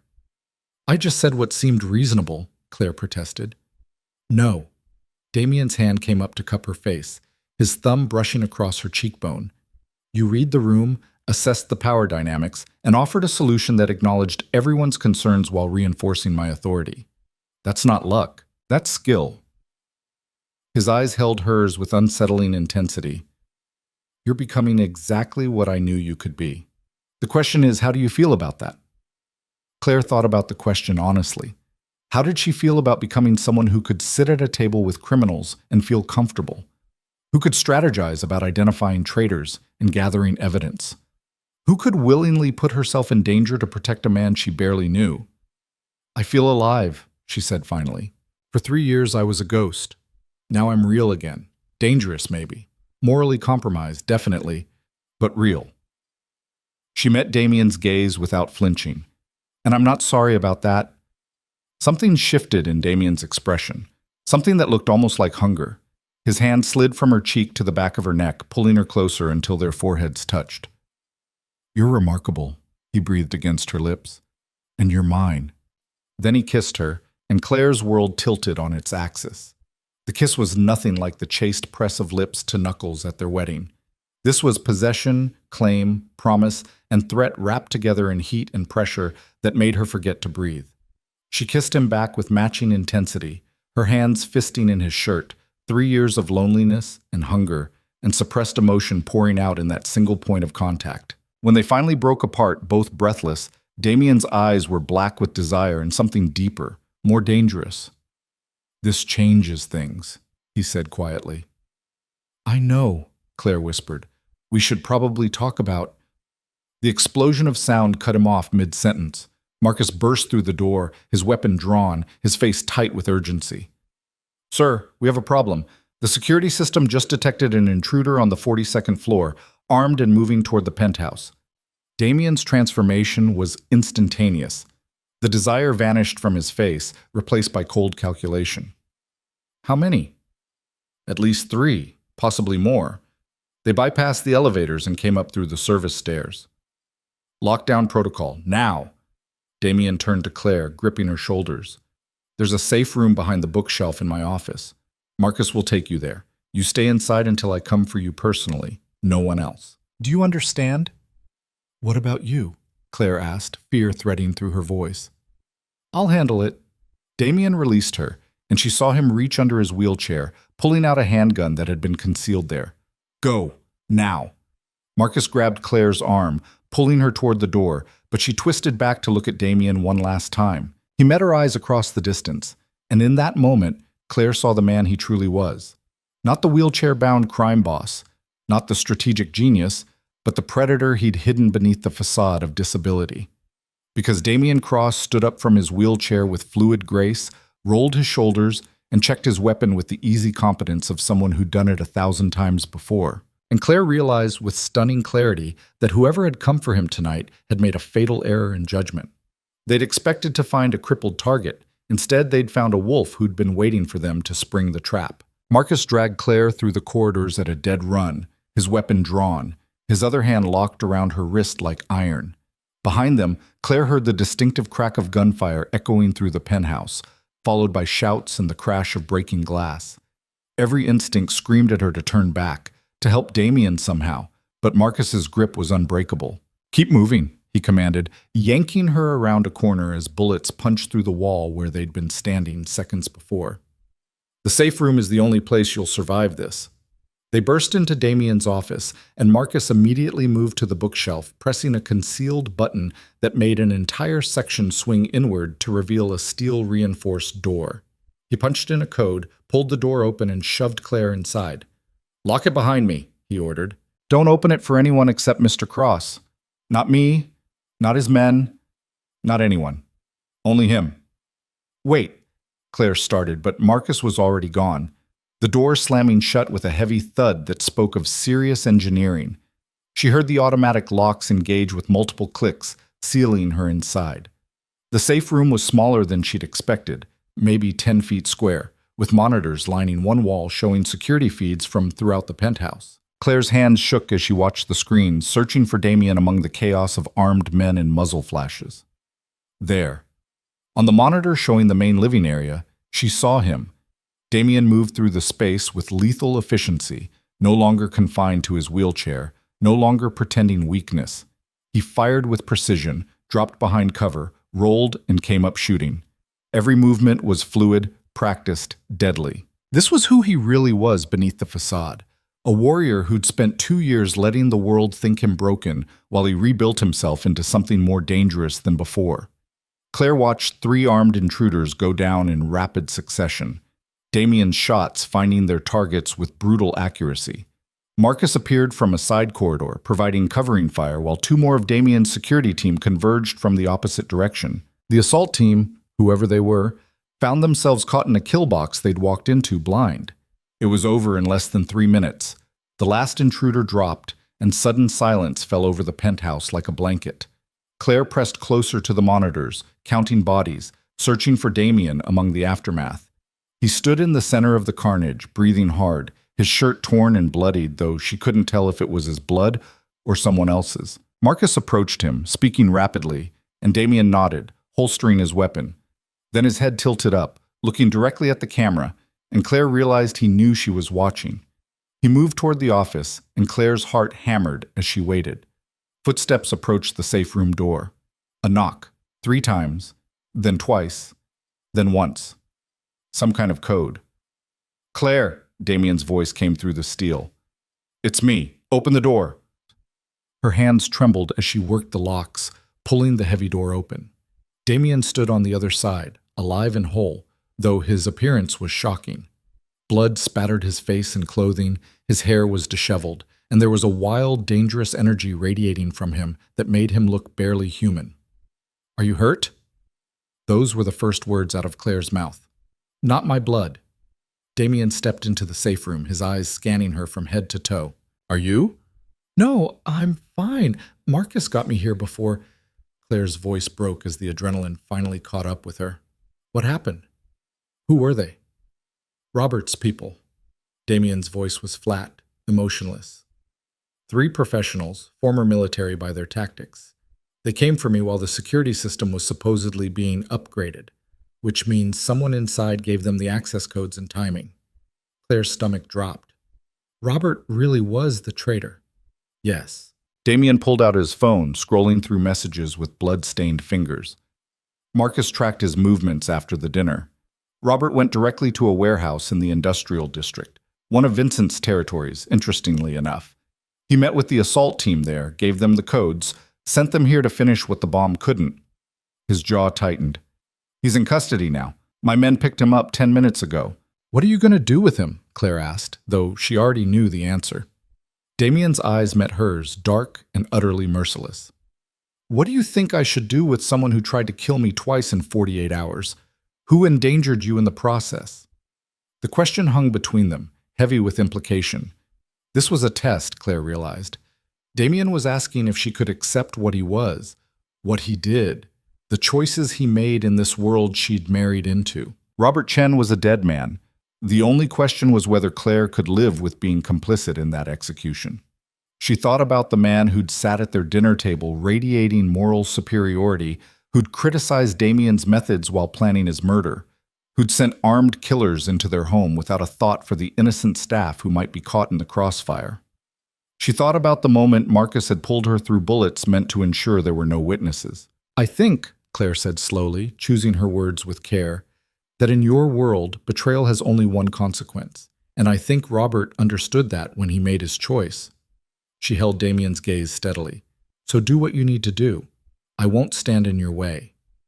Something shifted in Damien's expression, approval perhaps, or relief that she understood the rules of the game they were playing. He'll talk first. Tell us who else knew about his plans, who helped him, whether this was truly his operation or if he was working for someone else. He stepped closer, his bloodied hand coming up to cup her face. And then he'll die, Claire. I'll kill him myself for putting you in danger. The words should have horrified her. Instead, Claire felt a dark satisfaction curl in her chest. Good. Damien's eyes widened slightly, genuine surprise flickering across his features. Then he pulled her against him, kissing her hard and desperate, tasting of violence and victory and something primal that made Claire's blood sing. She kissed him back with equal intensity, her fingers tangling in his hair, both of them alive and whole when they could have been dead. When they finally broke apart, Damien rested his forehead against hers. I need to handle this. Robert's interrogation, cleanup, securing the building. It's going to take hours. I know. Claire's hand slid down to rest on his chest, feeling his heart pounding beneath her palms. Do what you need to do. Will you be here when I'm done? The question was quiet, almost vulnerable. Where else would I go? Claire asked. This is my home now. You're my husband. I'm not going anywhere. Damien's arms tightened around her for a moment. Then he released her and stepped back, the crime lord's mask sliding back into place. Marcus will stay with you. Don't leave the penthouse. The building is secure, but I'm not taking chances. He left, and Claire sank onto the leather sofa in the safe room, her legs finally giving out. The monitor still showed the aftermath of the assault, bodies being removed, blood being cleaned, the evidence of violence being systematically erased. This was her life now. This was the world she'd chosen.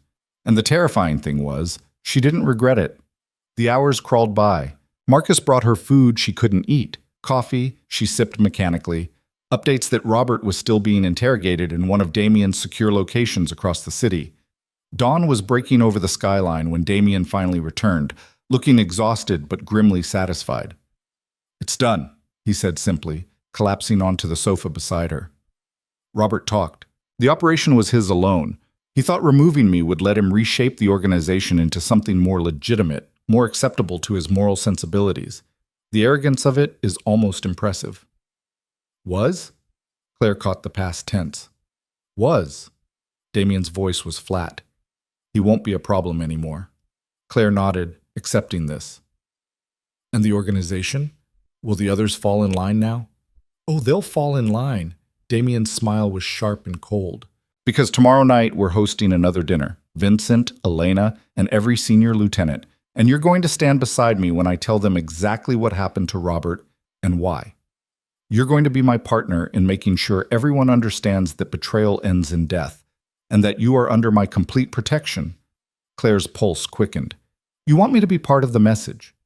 I want them to see us as a united front, husband and wife, partners, equals. Damien turned to face her fully.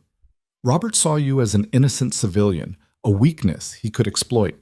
I want everyone to know you're anything but. Can you do that? Claire thought about the girl she'd been just days ago, invisible, powerless, scrubbing floors in a basement. Then she thought about the woman she was becoming, someone who could sit at a table with criminals and hold her own, who could watch violence unfold and not flinch, who could accept the brutal justice of her husband's world without losing herself. Yes, she said firmly. I can do that. The next evening, Claire dressed in black, a deliberate choice, the color of mourning and power in equal measure. The dress was elegant, expensive, and utterly uncompromising. She wore her hair down, diamond earrings that caught the light, and an expression of calm confidence she'd practiced in the mirror until it looked natural. The dining room was set for 10 this time, and the atmosphere was thick with tension when the guests arrived. Vincent came first, his scarred face carefully neutral, though his eyes darted around the room as if expecting an ambush. Elena followed, immaculate as always, her ice-blue eyes taking in every detail with calculating precision. The others filed in, senior lieutenants, key players, all of them clearly aware that something significant was about to happen. The empty chair where Robert had sat at the previous dinner was a silent accusation.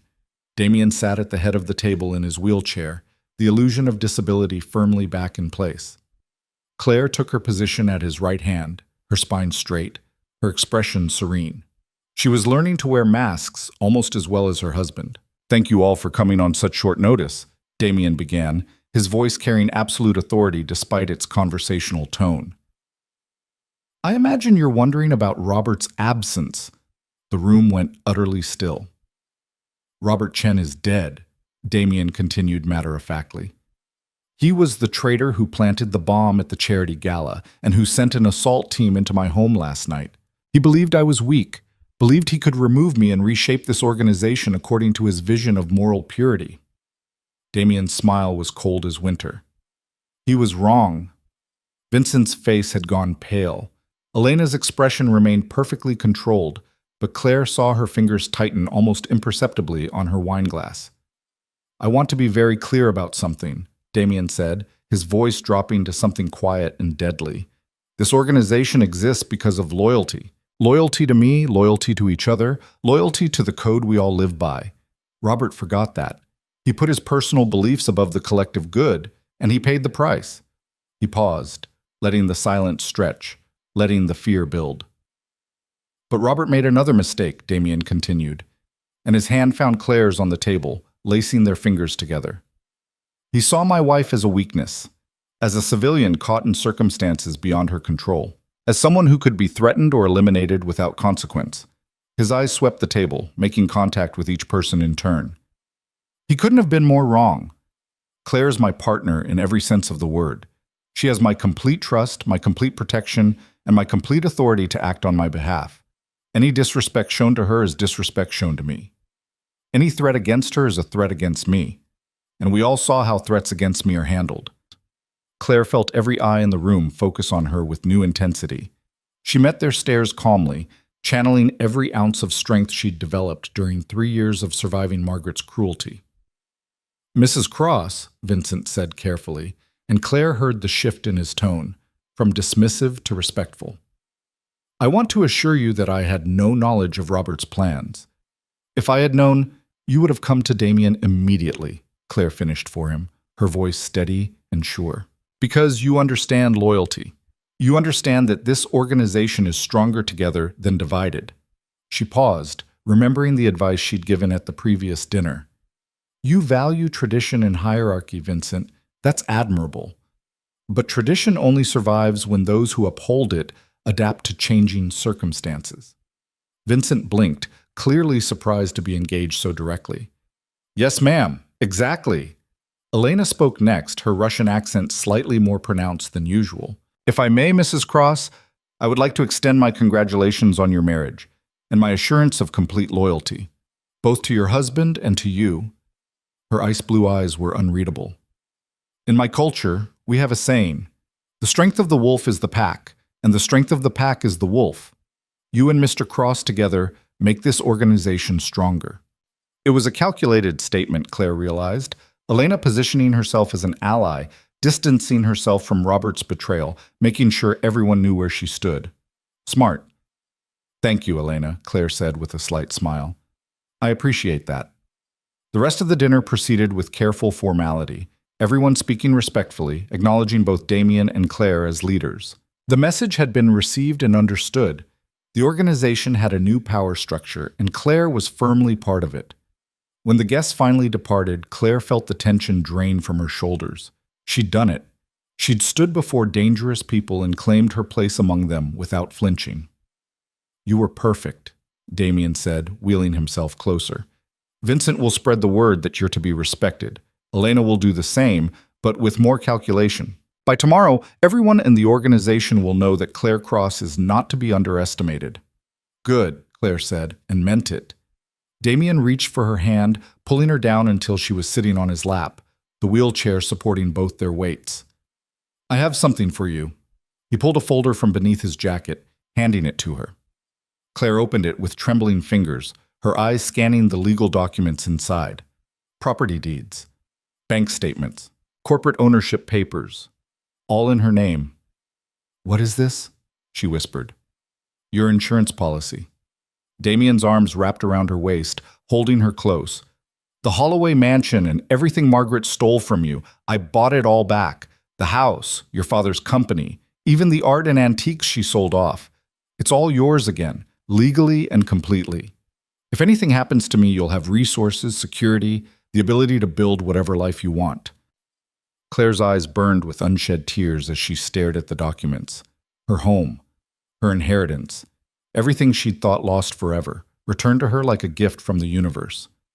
"But that's not all," Damien continued quietly. "The mansion is yours, but Margaret and Sabrina are still living there. I wanted to give you the pleasure of removing them yourself." Claire's head snapped up, meeting his dark eyes. "You want me to evict them?" "I want you to reclaim what's yours." Damien's smile was sharp. "With me beside you, if you want. Or alone, if you'd prefer. Either way, it's time for Margaret Holloway to face the consequences of 3 years of cruelty."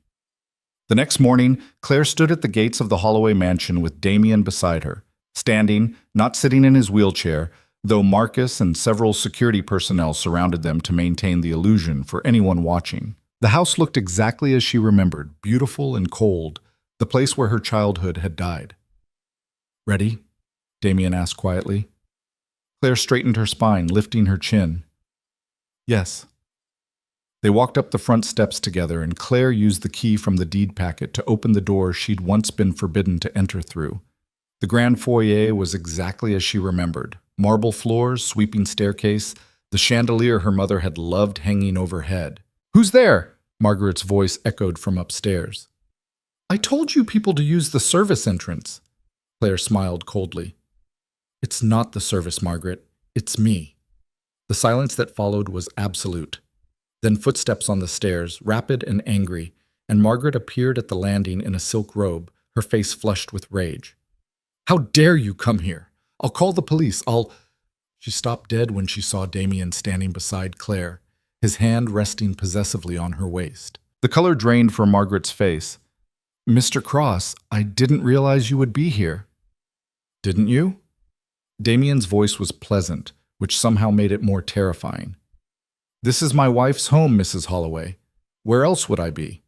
"Her home?" Margaret's laugh was shrill. "This is my house. Claire has no claim."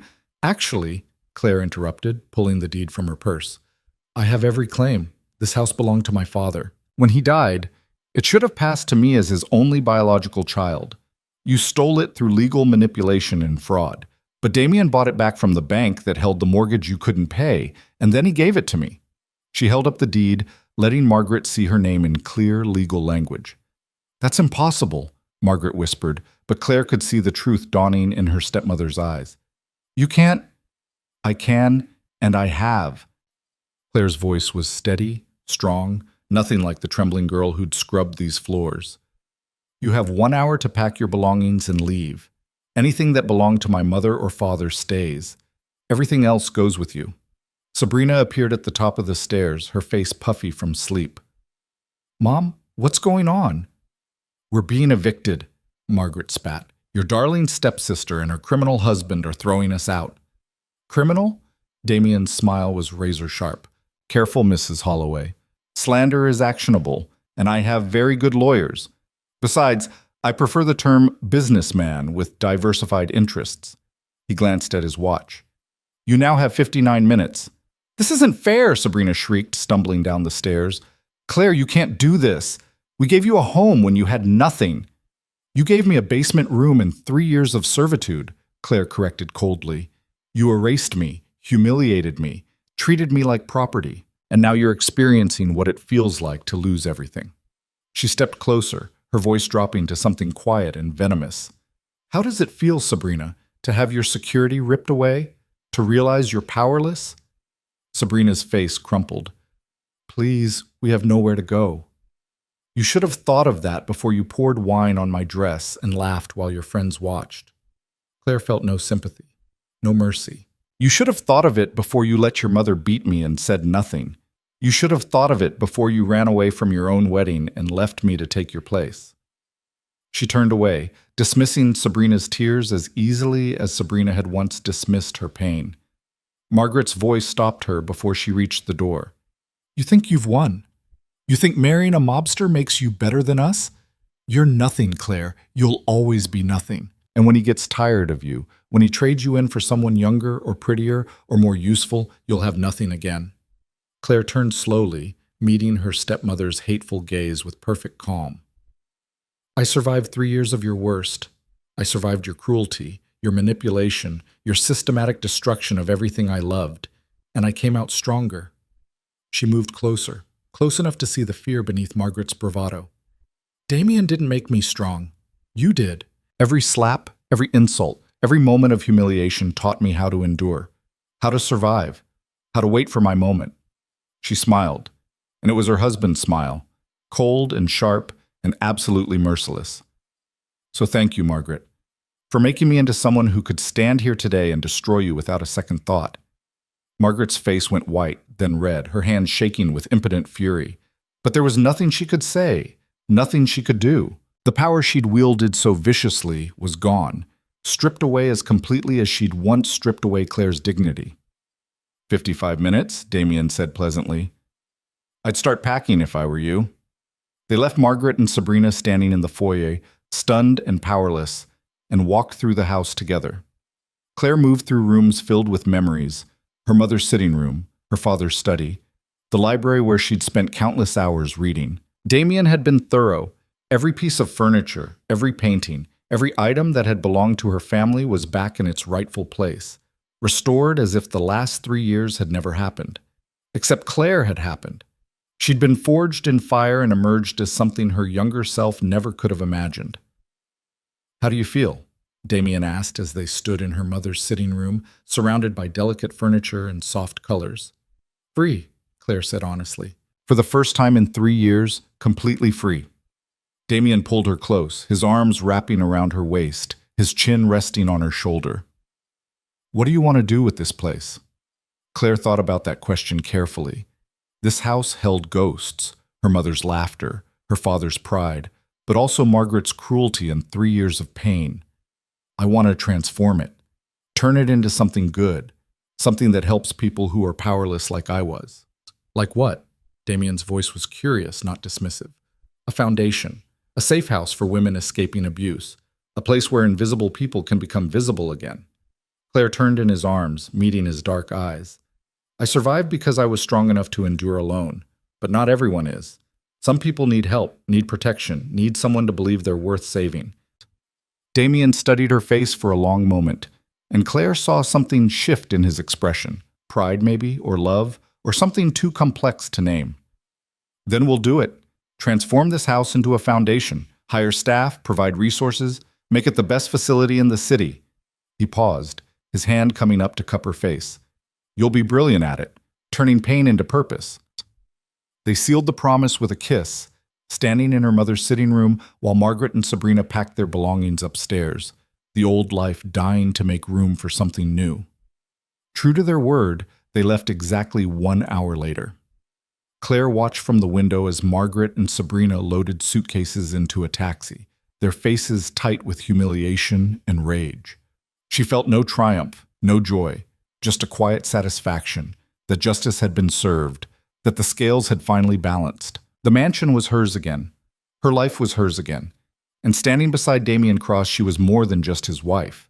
She was his partner, his equal, someone who'd earned her place in his dangerous world through strength and intelligence rather than accident of birth.